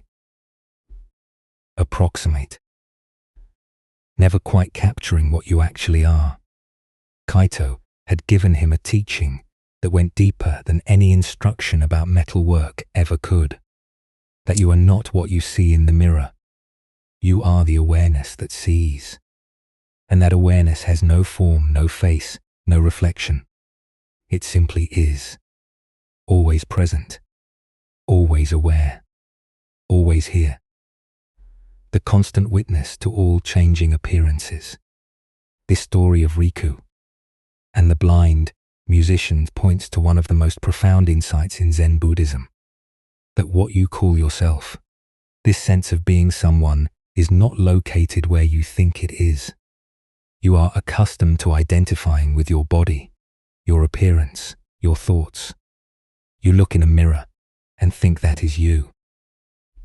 But is it? Consider carefully. When you see your reflection, you are seeing an image, light bouncing off a surface. The image changes depending on the mirror, the lighting, the angle. Which reflection is the real you? The one from 10 years ago, the one from this morning, the one you will see 10 years from now. They are all different images. So, which one is actually you? The body you identified with as a child is gone. Those cells have been replaced. That size and shape no longer exists. Yet, you still feel like the same person. You remember being that child. So clearly, you are not your body exactly. You are something that experiences having a body.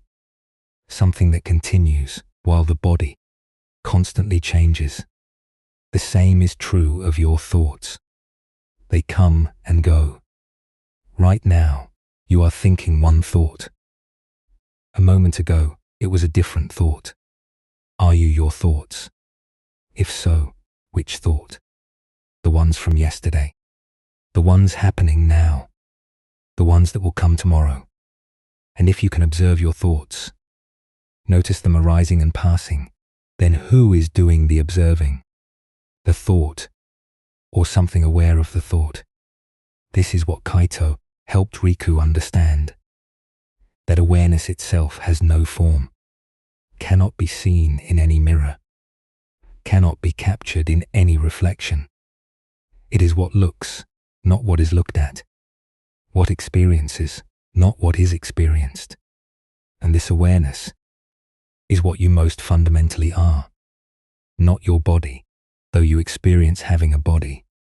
Not your thoughts, though you experience having thoughts. Not your emotions, though you experience having emotions. You are the awareness in which all of these things appear, the space that holds all experience, the consciousness that knows body, thoughts, emotions, but is not limited to any of them. When you identify primarily with your body, with your appearance, you create suffering, because bodies change, age, become ill, eventually die.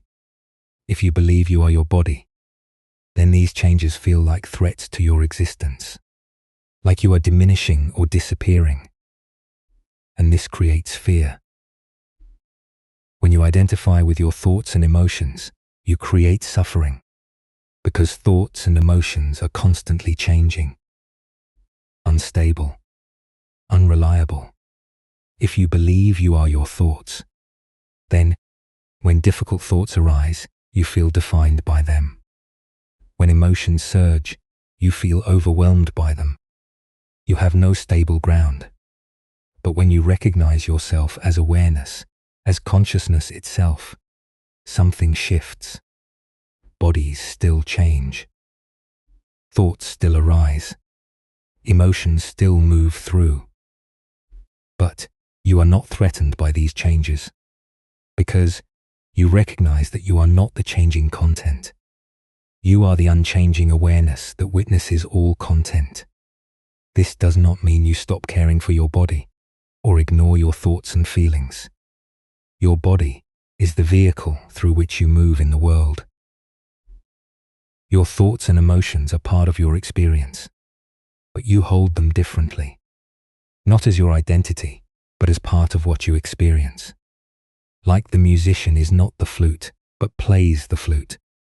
You are not the body, but experience the body.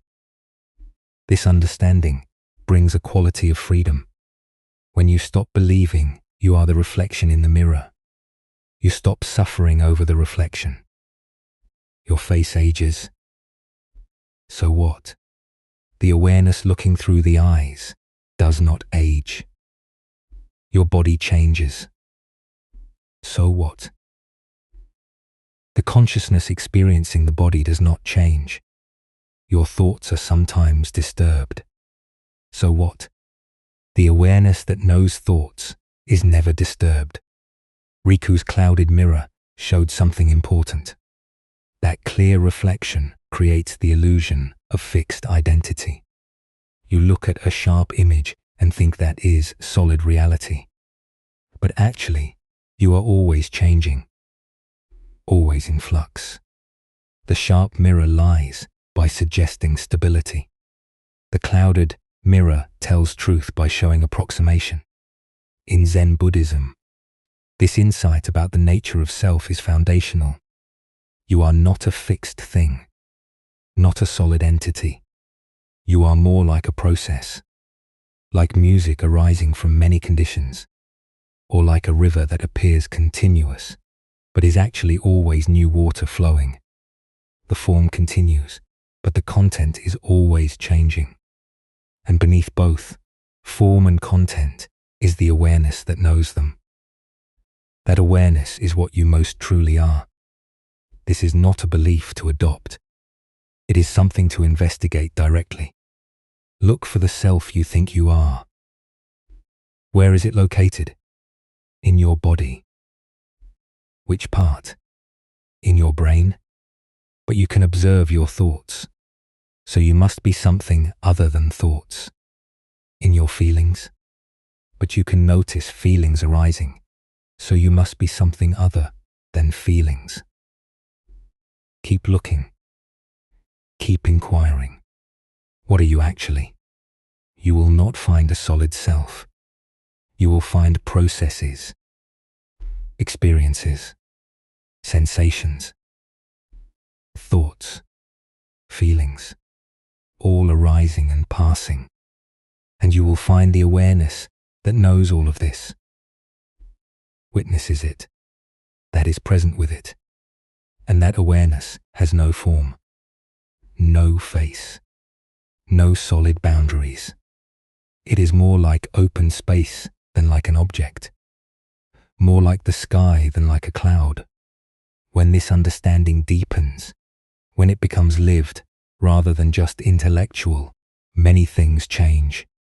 You take yourself less seriously, not because you do not matter, but because you recognize that the story you tell about yourself is just that, a story, not the deepest truth.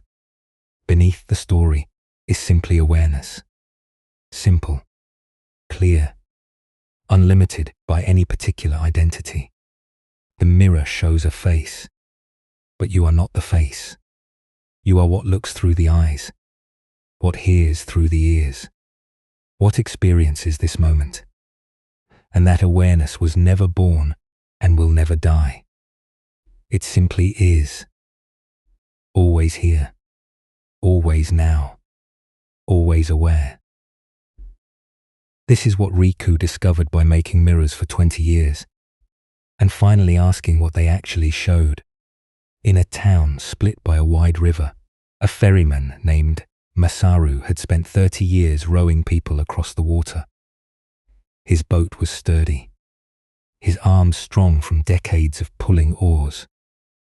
He knew every current, every shallow spot, every seasonal change in the river's behavior. Morning and evening, he transported merchants and travelers, farmers and officials from one shore to the other. Masaru lived on the west bank, a simple house near the landing. Each morning, he would wake and look across the river to the east bank. Something about the other shore had always drawn him, the way the morning light hit the buildings there, the sounds that carried across the water, the life happening on that far side.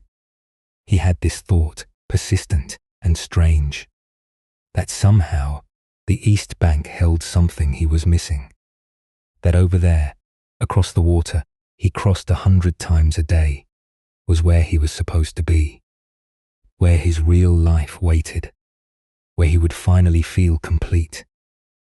It made no sense. He knew the East Bank as well as the West, had walked its streets countless times, had delivered passengers every day for 3 decades. There was nothing special about it, just another shore, buildings and people, and ordinary life. But still, the feeling persisted that he was somehow on the wrong side, that crossing the river would finally bring him home. One day, a monk came down to the landing. He wanted passage across. Masaru helped him into the boat and began rowing. The monk sat quietly, watching the water. After they had traveled halfway across, he spoke. "You row this crossing many times each day, yes?" "Every day." "For 30 years. And yet you seem to be searching for something. Even now, as you row, your eyes keep moving to the far shore as if looking for something there. Masaru felt exposed. You see clearly, Master. I have always felt drawn to the other side, as if something there is calling to me, something I need to find. And have you ever gone there to look? I go there constantly. Every time I ferry passengers, I walk those streets. I see what is there, but I never find what I am looking for. So I return to the West Bank, and the feeling remains that I need to cross over, that something on the East Bank is waiting for me. The monk smiled slightly. And when you are on the East Bank, do you ever look back at the West Bank and wonder if what you seek is actually there? Masaru stopped rowing. The boat drifted on the current. Yes. Sometimes, when I am on the East Bank, I feel the pull to return to the West. I think maybe I'm looking in the wrong place. Maybe what I seek is actually where I started. So you are always on one shore looking toward the other, always feeling that you need to be somewhere else. That completion is across the water, on the opposite bank. Yes. The monk was quiet for a moment. Let the boat drift. Finally, he said, may I tell you what you are searching for? Please, you are searching for the shore, for solid ground, for a place where you can finally rest and say, I have arrived. I am home. This is where I belong. But you are a ferryman. You live between shores. You belong to the river, not to either bank. And the river has no solid ground, just constant flow. Masaru felt something stir in his chest, an understanding trying to emerge. You think you will find peace when you finally reach the right shore. The monk continued. But there is no right shore. Both shores are the same, just places you visit briefly before returning to the river. Your home is not on land. Your home is the crossing itself, the movement between, the flow. But I need to belong somewhere, to have a place. Why? The question stopped Masaru. Why did he need to belong somewhere? What was wrong with belonging to the river? With being someone who moved between places rather than someone fixed in one place? I thought, he said slowly, that finding the right place would bring peace. That arrival would end this restless searching. But you have never been lost, the monk said gently. You have always been exactly where you are. Rowing this boat, crossing this river, moving between shores. This is your place, not the West Bank or the East Bank, but the river itself. The crossing, the space between. He gestured to the water around them.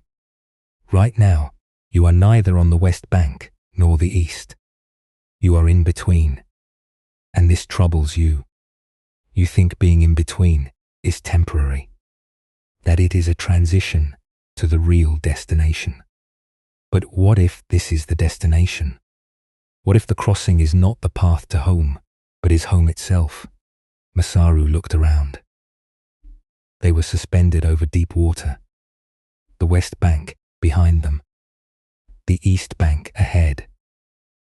Neither close enough to touch, just the boat and the river and the sky. And for the first time, he noticed how peaceful this was, how quiet, how complete.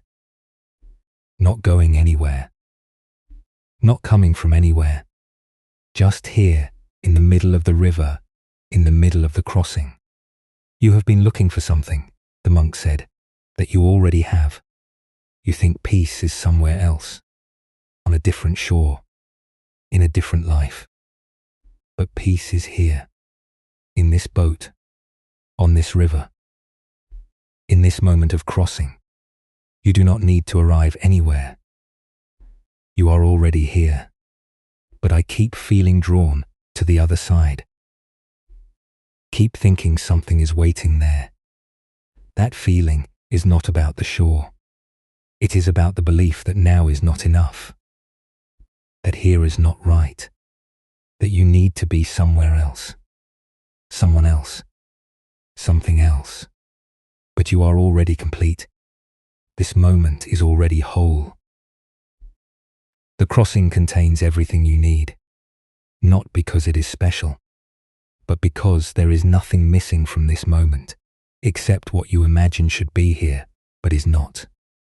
Masaru picked up the oars again, continued rowing, but something had shifted. He was still crossing the river, still moving from one shore to the other, but he was no longer trying to arrive anywhere. The crossing itself was the arrival. The movement was the destination. Home was not on either bank. Home was here, in the boat, on the water, in the simple act of rowing. When they reached the east bank, the monk stepped out, paid his fare, then paused. You have been ferrying people for 30 years, helping them cross from one shore to another. But today, you crossed for yourself, not from west to east, but from searching to finding, from restlessness to rest. And you did not have to go anywhere to make that crossing. You simply had to recognize where you already were. After the monk left, Masaru sat in his boat at the landing. He looked at the west bank across the river, the shore where he lived, where his house stood, and he felt no pull to return to it. Not yet. He was here now, on the east bank, and here was complete, was enough, was home. Later, when he did row back across, he noticed something. The feeling of needing to reach the other side was gone. He rowed not to arrive somewhere, but simply because rowing was what he was doing. The boat moved through water. His arms pulled the oars. The river flowed beneath him. And all of this was enough, was complete, was exactly what it was. He understood now what the monk had shown him, that he had been searching for something he already had. That peace was not on either shore, but in the recognition that wherever he was already home. That the restless seeking for some other place, some other moment, some other state, was what kept him from experiencing the peace that was always available right here. Years passed. Masaru continued ferrying people across the river, but he no longer lived in longing for the opposite shore. He lived in the crossing itself, in the simple present moment of being exactly where he was, rowing when rowing, resting when resting, on the west bank when on the west bank, on the east bank when on the east bank. Each moment complete in itself. Each place home, because home was not a location. Home was the recognition that he was always already where he needed to be. This story of Masaru and the river speaks to a pattern that creates much of human suffering. The belief that peace, fulfillment, completion, these things are somewhere other than here, that you will find them when you reach some other shore, when circumstances change, when you achieve something, when you become someone different. But all this searching for the right shore keeps you from recognizing that you are already home. Masaru spent 30 years crossing the same river. He knew both shores intimately. Yet, he always felt that peace was on the other side. When on the west bank, he longed for the east. When on the east bank, he longed for the west. He was always somewhere looking towards somewhere else, believing that somewhere else held what here did not. This is the human condition. You are here now in this life, in this moment, but you believe fulfillment is somewhere else. In the future, after you achieve your goals. In the past when things were different. in some other place, some other circumstance, some other version of your life. And this belief keeps you from recognizing that what's searching for is not absent. It was never absent. You simply were not looking at what is actually here.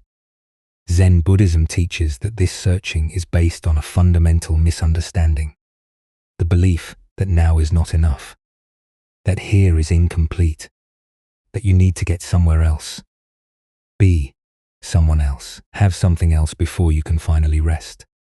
But this belief is false, not because you will eventually reach the right shore and find what you seek there, but because there is no right shore. Both shores are equally home. All moments are equally complete. Peace is not a destination. It is recognizing where you already are. The monk's teaching to Masaru was direct. You are searching for what you already have. The searching itself is what keeps you from recognizing it. When you stop looking for peace somewhere else and simply notice what is, you discover that peace was never absent. It was just obscured by your belief that it had to be found elsewhere. This does not mean your circumstances do not matter. Masaru still needed to row his boat, still needed to eat and sleep and maintain his livelihood. The monk was not suggesting he should stop working or stop having preferences. He was pointing to something deeper, that underneath all circumstances, regardless of what shore you are on, there is a fundamental okayness, a completeness, a home that is always here because it is not dependent on external conditions.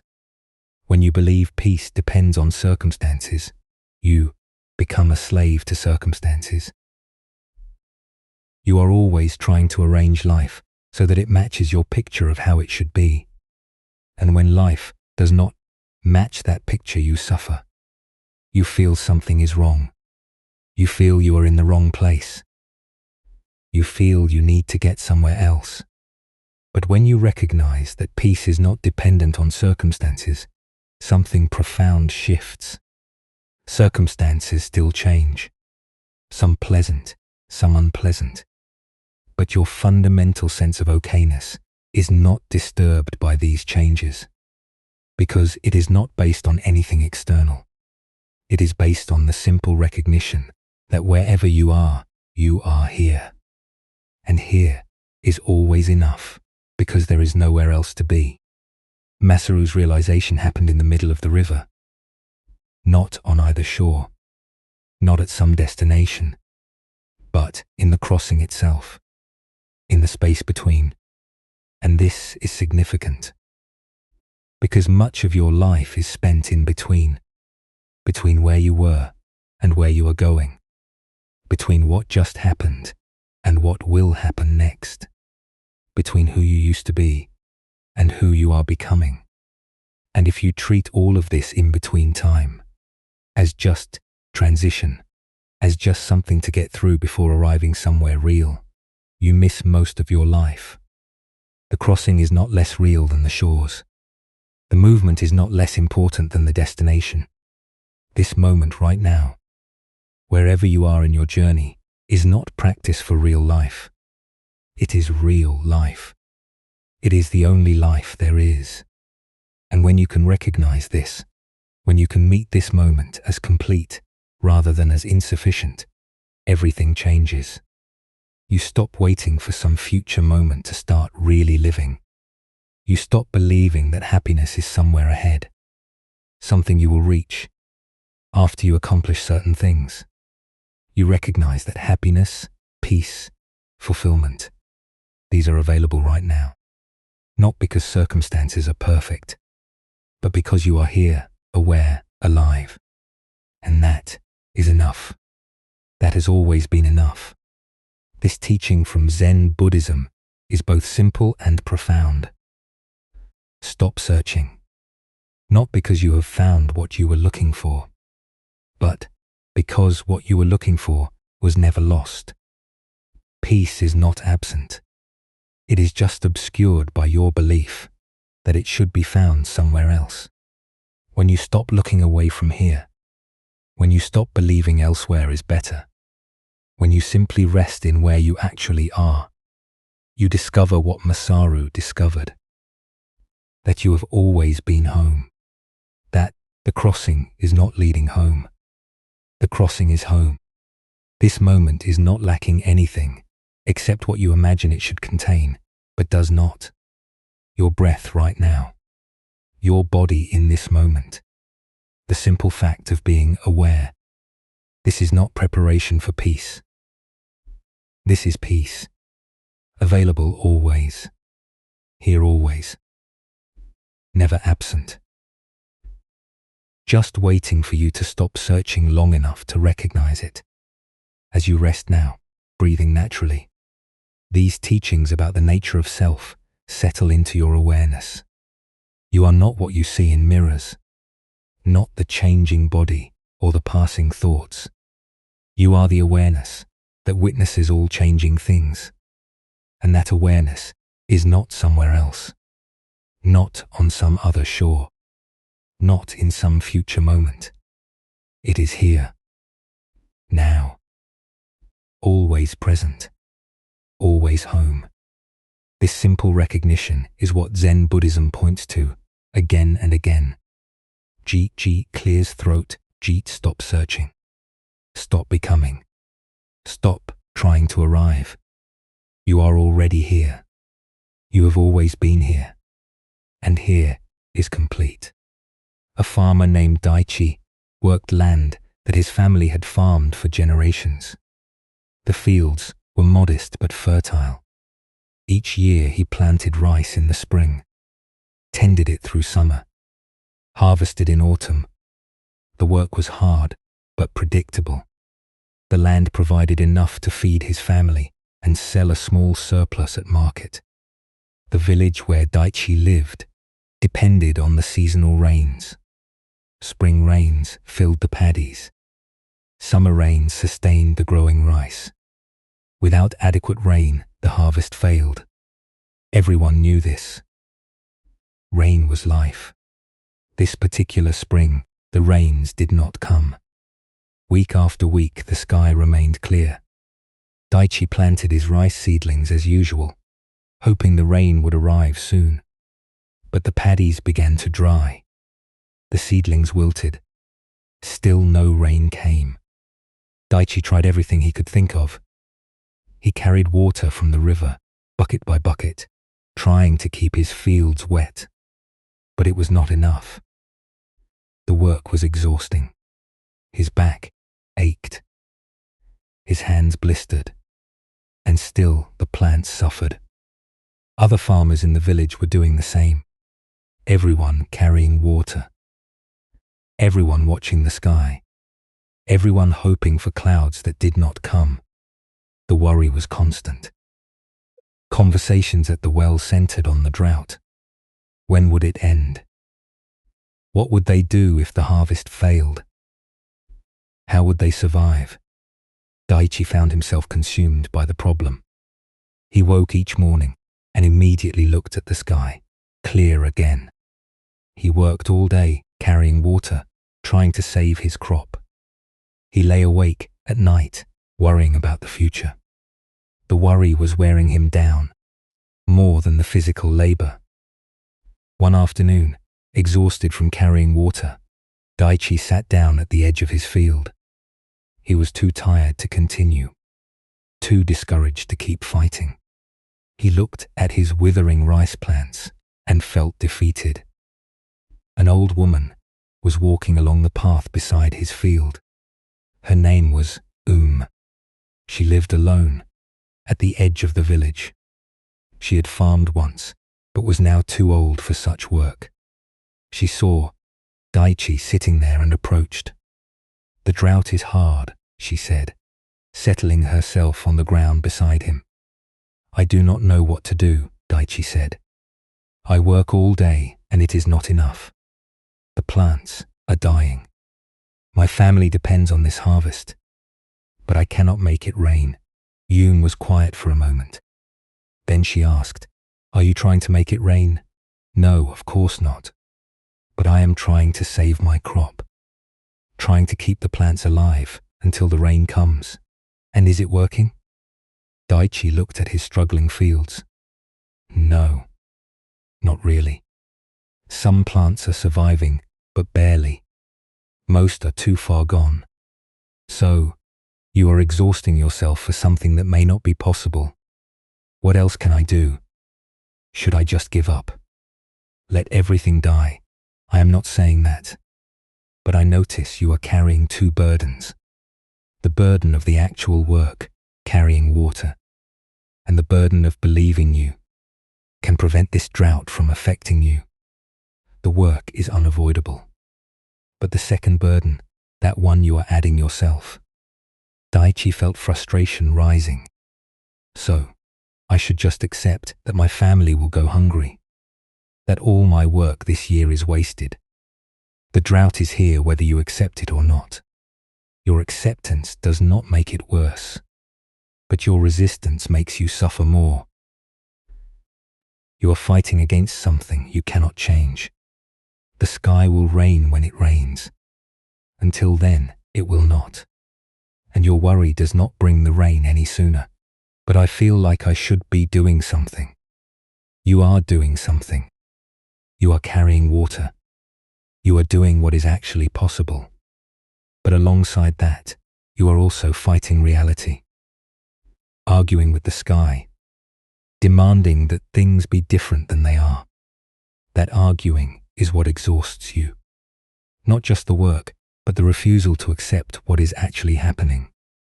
Daichi sat with this. It was true that he was arguing with reality.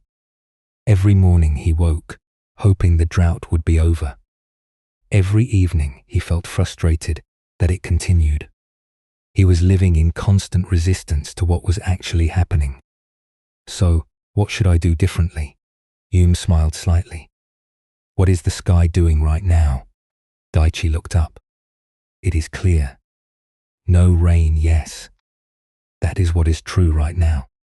Not what should be true. Not what you hope will be true. Just what is actually true. The sky is clear. The drought continues. This is reality today. And tomorrow? Tomorrow will be what it is. You do not know yet. Maybe rain will come. Maybe it will not. But tomorrow is not here. Only today is here. And today the sky is clear. But if I accept that, if I stop hoping for rain, does that not make things worse? Does hope not matter? Hope is fine. But notice the difference between hope and resistance. Hope says maybe rain will come. Resistance says rain should be here already, and something is wrong because it is not. Hope looks forward. Resistance fights with now. You can hope for rain tomorrow while accepting that today is dry. Daichi felt something shift. He had been exhausting himself, fighting against the present moment, against the reality of dry sky and withering plants, fighting a battle that could not be won because reality was already what it was. So, I can carry water, he said slowly, without demanding that carrying water should not be necessary. I can work with what is actually here rather than what I wish were here. Yes, the work is the work. Do what is possible, but stop adding the extra weight of insisting reality should be different. The drought is difficult. Do not make it more difficult by fighting against its existence. After left, Daichi sat for a while longer. The sun was warm. The sky was clear. His plants were struggling. These were simple facts. Not good or bad. Just what was actually here. He stood and picked up his buckets.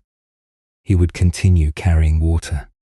Not because it would definitely save his crop, but because it was what he could do. What was possible. He would work with what was actually here, rather than exhausting himself demanding that something different should be here instead. The drought continued for several more weeks. Then finally, clouds gathered. Rain fell. Enough to save some of the crop, though not all. The harvest that year was small. Daichi's family had to be careful with their resources. They traded labor for food. They relied on community support. It was a difficult time, but something had changed in how Daichi moved through the difficulty. He did not waste energy fighting against what could not be changed. He did not lie awake, arguing with reality.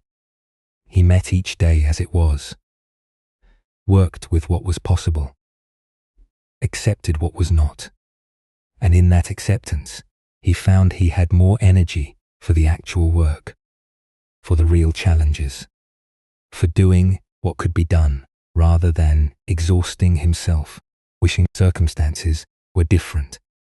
The next spring, rain came as usual. Daichi planted his fields again. But he held the work differently now. He knew that next year might bring another drought, or floods, or some other challenge he could not foresee or control. And that was all right. He would work with whatever came, meet reality as it actually was, save his resistance for things that could actually be changed, and let go of fighting against things that could not. This story of Daichi and the drought touches something familiar. The exhaustion that comes not just from difficult circumstances, but from fighting against those circumstances, from insisting that reality should be different than it is, from carrying the double burden of both the actual problem and the resistance to the problem existing. The drought was difficult, real hardship. Daichi's worry about his family's survival was legitimate. His efforts to save his crop were appropriate. None of this was the problem. The problem was the additional layer, he added. The constant argument with reality. The mental and emotional energy spent wishing things were different. Demanding that the sky should rain. Feeling that something was wrong with the universe because circumstances were hard. This pattern shows up everywhere in human experience. Circumstances arise that we do not want. Illness, loss, disappointment, change, and, alongside the actual difficulty of the circumstance, we add resistance. We say this should not be happening. This is unfair. This is wrong. Why me? Why now? And all this resistance creates additional suffering beyond what the circumstance itself requires. Umi's teaching was simple. The drought is here, whether you accept it or not. Your acceptance does not make it worse, but your resistance makes you suffer more. This is worth sitting with. When we resist reality, when we fight against what is already true, what do we actually accomplish? Does the resistance change the circumstance? Usually not. Does it help us respond more skillfully? Usually not. What it does is drain our energy, scatter our attention, add layers of mental anguish to actual difficulty. Acceptance does not mean liking what is happening. Daichi did not need to like the drought, did not need to feel glad about it or pretend it was fine. Acceptance means acknowledging what is actually true. The sky is clear. The plants are struggling. This is what is happening right now. Not fighting against these simple facts. There is something here about the difference between accepting reality and giving up on action. Daichi worried that accepting the drought meant he should stop carrying water. Stop trying. Just let everything die. But Hume pointed to something different. Accept what is true, and then work with what is true. Not work against it. Not waste energy arguing with it. Just respond to what is actually here. When Daichi stopped fighting against the drought's existence, he still carried water. still did the work, but he carried it differently, without the extra weight of resistance, without the constant mental argument about how things should be different, just doing what was possible with what was actually here. And this made the work more sustainable, less exhausting, because he was carrying one burden instead of two. This distinction appears throughout Zen Buddhism, between accepting what is and becoming passive. Acceptance is not passivity. It is clarity, seeing what is actually true without the distortion of wishing it were different, and from that clarity, responding appropriately, doing what can be done, changing what can be changed, but not wasting energy, fighting battles against reality itself. Rain comes when it comes. The sky does not consult our preferences. Circumstances arise, according to their own causes and conditions, most of which are beyond our control or influence.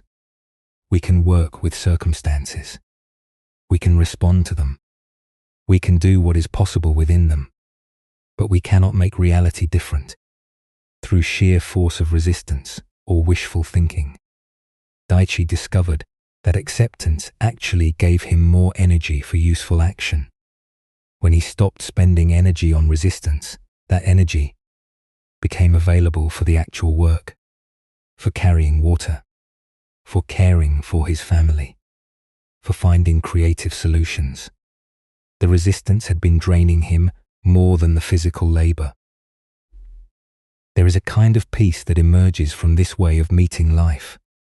Not the peace of everything going well, but the peace of not fighting against what is already true, of working with reality rather than against it, of responding to what is actually here rather than what we wish were here instead. The drought eventually ended, but another challenge will come. This is the nature of farming, the nature of life.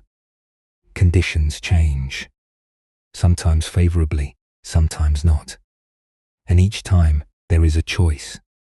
Meet what comes with acceptance and then respond appropriately, or fight against its existence and exhaust ourselves in futile resistance before finally doing what needs to be done anyway.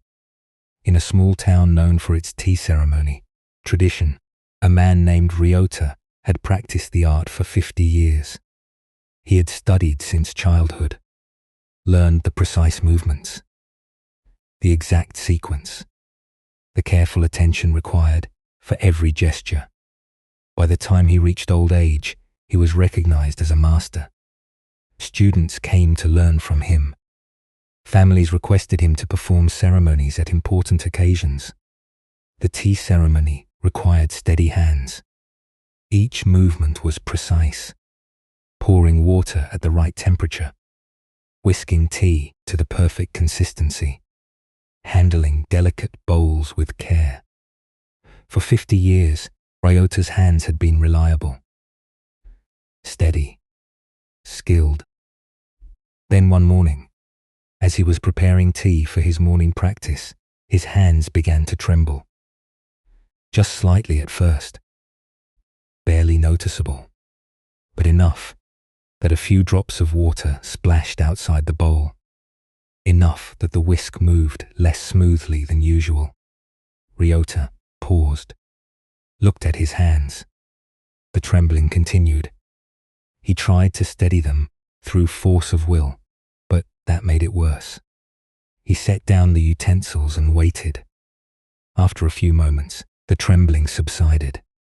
He continued his practice, but over the following days, the trembling returned, sometimes mild, sometimes stronger, always at unpredictable moments. He would be pouring water, and suddenly, his hands would shake. He would be lifting a tea bowl and nearly drop it. Movements that had been fluid for decades became uncertain. Ryota felt panic growing.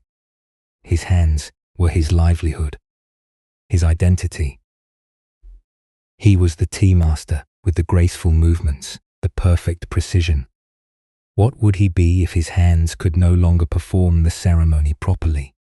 He tried to hide the trembling, gripped utensils tighter, moved more carefully, cancelled practice sessions when the shaking was bad. But he knew he could not hide it forever, and the effort to hide it was exhausting. He had a ceremony scheduled. A wealthy family's daughter was getting married. They had requested Ryota specifically. It was an honor he could not decline. But as the date approached, his anxiety grew. What if his hands shook during the ceremony? What if he spilled tea or dropped a bowl in front of everyone? His reputation would be ruined. He would be humiliated.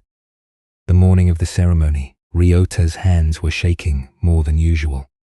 He sat in his preparation room, trying to calm himself, but the anxiety made the trembling worse. His hands would not steady.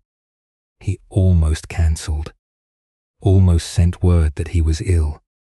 But something stopped him. Maybe pride. Maybe the recognition that cancelling now would only postpone the inevitable. His hands were not going to suddenly return to their former steadiness. This was his new reality. He gathered his equipment, prepared the tea implements. His students helped him carry everything to the ceremony location. They had noticed his trembling, but said nothing, just offered quiet support. The ceremony space was prepared. Guests were gathering. The family was waiting. Ryota knelt in the proper position, arranged his implements. His hands were shaking. Everyone would see. There was no hiding it now. He took a breath, began the ceremony. His hands trembled as he ladled water, as he whisked the tea, as he turned the bowl. Every movement that had been smooth for 50 years was now uncertain, marked by this visible shakiness. But something unexpected happened. Instead of disaster, instead of humiliation, there was something else in the room. A quality of attention. The guests were not looking at him with judgment or disappointment. They were watching with a kind of tender awareness, seeing not a master failing at his art, but a master continuing his art despite difficulty, showing them something about grace and perseverance, and the courage to continue.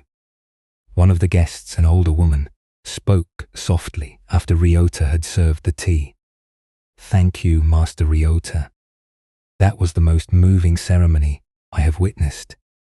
We saw not just the perfection of form, but the humanity within the form."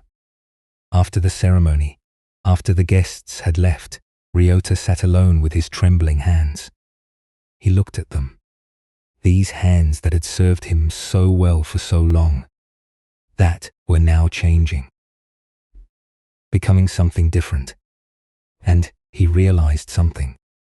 He had been trying to perform the ceremony as he always had, trying to maintain the same precision, the same steadiness, trying to be the master he used to be. But he was not that person anymore. His body had changed, and fighting against that change was creating suffering beyond the change itself. What if he stopped fighting? What if he accepted that his hands now trembled, that the ceremony he could perform now was different from the ceremony he performed 10 years ago? Not worse, different, marked by trembling hands, but still a ceremony, still an offering, still containing everything essential about the practice. His senior student, a woman named Hannah, came to help him pack the equipment. She had been with him for 20 years. She had noticed his struggles over the past months. "Master, may I speak plainly?" "Please. I have watched you fight against your shaking hands. I understand why. The tea ceremony demands precision. But I wonder if you are missing something." "What am I missing?" The ceremony is not about perfect hands. It is about perfect attention, about presence, about meeting this moment with full awareness. Your hands shake now. This is true. But your attention has not diminished. Your presence has not diminished. Your understanding of the ceremony has not diminished. Only your hands have changed. Ryota felt tears forming. But the movements should be smooth, precise. That is what I have always taught. Yes, when smooth and precise are possible, that is beautiful. But when they are not possible, what then? Do we abandon the practice? Or do we find the practice within new limitations? I do not know how to do this ceremony with shaking hands. Then, perhaps you are learning a new ceremony. The ceremony of acceptance, of continuing despite difficulty, of showing that practice is not about perfection, but about presence, about doing what is possible with what is actually here.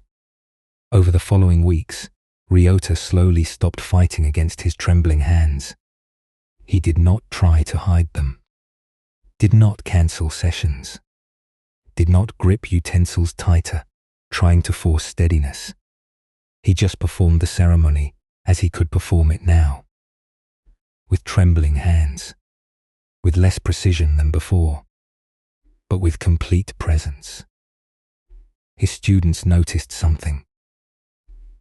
The ceremonies had a different quality now, less formal, more intimate.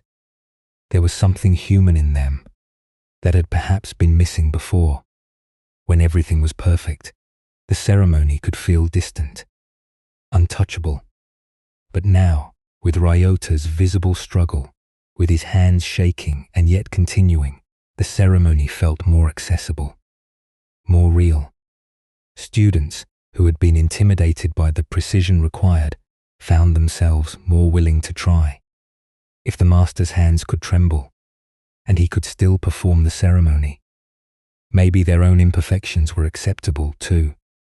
Maybe the point was not achieving flawless execution, but bringing full attention to the practice regardless of how the execution turned out. Ryota realized something profound.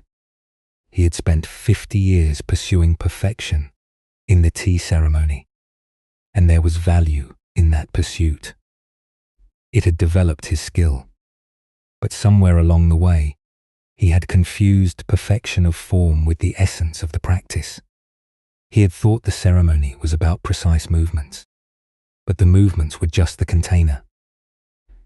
The essence was something else, something that remained even when the movements became imperfect. The essence was presence, attention, the quality of awareness brought to each moment, the care taken with each gesture, the respect shown to the implements, to the tea, to the guests. All of this remained even when his hands shook, was even perhaps more visible, now that the distraction of perfect technique was removed. He continued teaching, continued performing ceremonies. His hands never stopped trembling. If anything, they got worse as he aged. But he was no longer fighting against them. They trembled, and he worked with that trembling, found the ceremony that was possible within that limitation, and in doing so, taught his students something deeper than technique. He taught them about meeting life as it actually is, about continuing practice, even when circumstances change, about finding what is possible rather than mourning what is no longer possible. Years later, near the end of his life, a young student asked him, "Master, do you wish your hands were steady again?" Ryota looked at his trembling hands, considered the question. "Sometimes," he said honestly, "but these hands have taught me something my steady hands never could. They have taught me that the practice is not the movements. The practice is the presence. And presence is possible, regardless of whether hands shake or stay still. I am grateful for what these hands have shown me. This story of Ryota and his trembling hands speaks to something that touches everyone eventually. The changes that come with aging, with illness, with any circumstance that limits what was once possible, and the choice we face in those moments to fight against the change, to mourn endlessly what is lost, or to discover what is possible within the new limitations. Ryota's identity was built around his skill, his steady hands, his precise movements. For 50 years, these things defined him, made him valuable, made him who he was. When his hands began to tremble, it felt like a threat to his very existence. If he was not the master with perfect technique, who was he?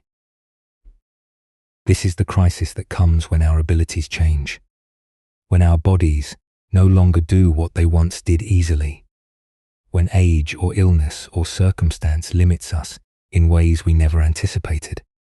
We feel that we are losing ourselves, that the change diminishes who we are, and we fight against it with everything we have. But fighting against the body's natural changes is exhausting. Ryota tried to force his hands steady, tried to hide the trembling, tried to perform the ceremony as if nothing had changed. And all this effort created suffering beyond what the trembling itself required. The trembling was just a physical fact. The suffering came from his resistance to that fact, from his belief that he should still be who he was 10 years ago. What shifted for Ryota was the recognition that he could not be who he was 10 years ago. That person was gone. His body had changed, and no amount of resistance would change it back. But this did not mean he had to abandon his practice. It meant he had to find the practice within his new circumstances, the ceremony he could perform now, with the body he had now, in this moment that was actually here. Hannah's observation was important. The ceremony was never really about perfect hands. It was about presence, about attention, about meeting each moment with awareness and care. The perfect movements were valuable as a form of discipline, as a way to train attention, but they were not the essence. And when they were no longer possible, the essence remained. This is true of everything we do. We often confuse the form with the essence, the particular way we do something with the heart of why we do. And when the form becomes impossible, we think we must abandon the practice entirely. But often, the essence can continue in a new form, different, perhaps less elegant, but still containing what matters. Ryota's trembling hands actually revealed something that his steady hands had obscured: the humanity of the practice, the courage required to continue despite difficulty, the wisdom of accepting limitation rather than fighting against it. His students learned more from watching him perform with trembling hands than they had from years of watching perfect technique, because the trembling showed them that practice is not about perfection. It is about presence, about showing up, about doing what is possible with what is actually here. There is something deeply human in this teaching. We all face limitations, some from the beginning, some that develop over time. Physical limitations, mental limitations, circumstantial limitations. And we have a choice. We can spend our energy fighting against these limitations, mourning what we cannot do, trying to force ourselves back to what was. Or we can accept what is true and discover what is possible within it. Acceptance does not mean giving up. Ryota did not stop performing tea ceremonies. He did not abandon his practice. He found the practice within his new reality. The ceremony he he could perform with trembling hands. Not the same ceremony as before, but still a ceremony, still valuable, still an expression of the tradition, just marked now by the truth of his aging body. This is where Zen Buddhism points again and again, to the simple recognition of what is actually true. Not what should be true, not what we wish were true, not what used to be true, just what is true right now. Ryota's hands trembled. This was simply a fact. Fighting against that fact created suffering. Accepting it created space for a different kind of practice. One that included trembling, that worked with it rather than against it.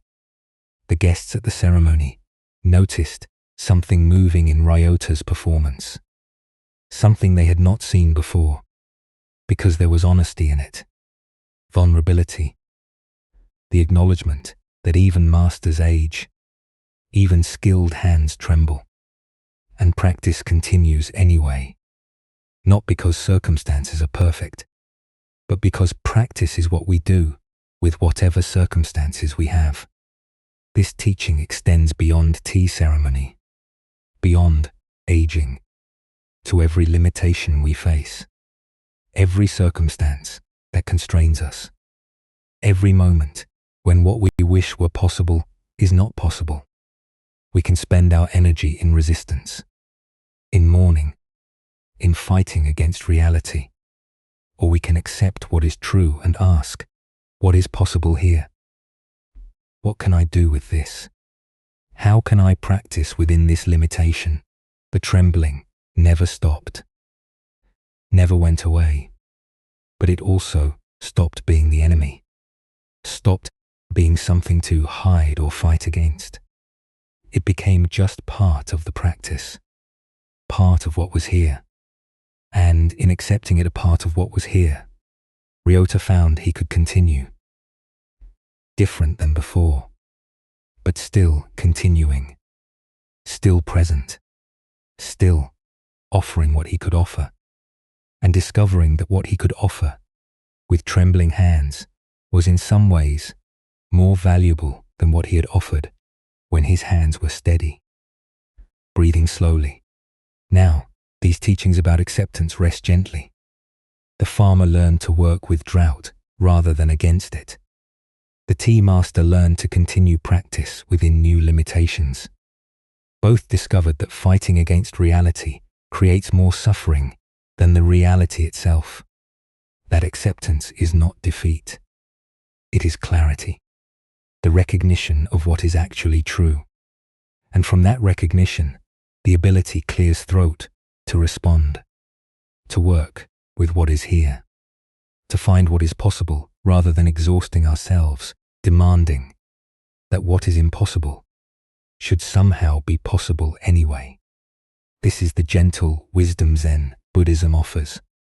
Not that life should be easy, but that fighting against difficulty makes it harder. That acceptance creates space, space to breathe, space to respond, space to discover what can be done with what is actually here. The stories you have heard tonight are like seeds. Small, simple, planted quietly. They do not need to be remembered perfectly or analyzed deeply. They will work in you in their own way, in their own time, growing into understanding when the moment is right. These teachings from Zen Buddhism are not complicated. They point to simple truths. That peace is found in accepting what is. That presence matters more than perfection. That you are not what you think you are. That holding tightly creates suffering. That resistance exhausts. That this moment, just as it is, contains everything you need. You do not need to do anything with what you have heard. Do not need to become someone different. Do not need to fix yourself, or improve yourself, or change yourself. The teachings simply invite you to recognize to see what has always been here, but perhaps overlooked. Your breath has continued throughout these hours, in and out, without effort, without trying. This simple rhythm has been here all along, present, reliable, available, a reminder that life continues, that you continue, that each moment arrives fresh, regardless of what came before. As you rest now, or as you move towards sleep, know that you carry nothing you do not need. The stories are here if they serve you. The teachings are available if you wish to return to them. But you are complete already, not lacking, not broken, not in need of fixing. Just here, just breathing, just being. Thank you for walking this path tonight, for listening, for allowing these ancient words to find their way to you. May you rest well. May you wake refreshed. May you meet tomorrow with the same gentle awareness that has been here all along, quiet and patient, waiting for you to recognize it. Sleep well, and thank you for joining us here at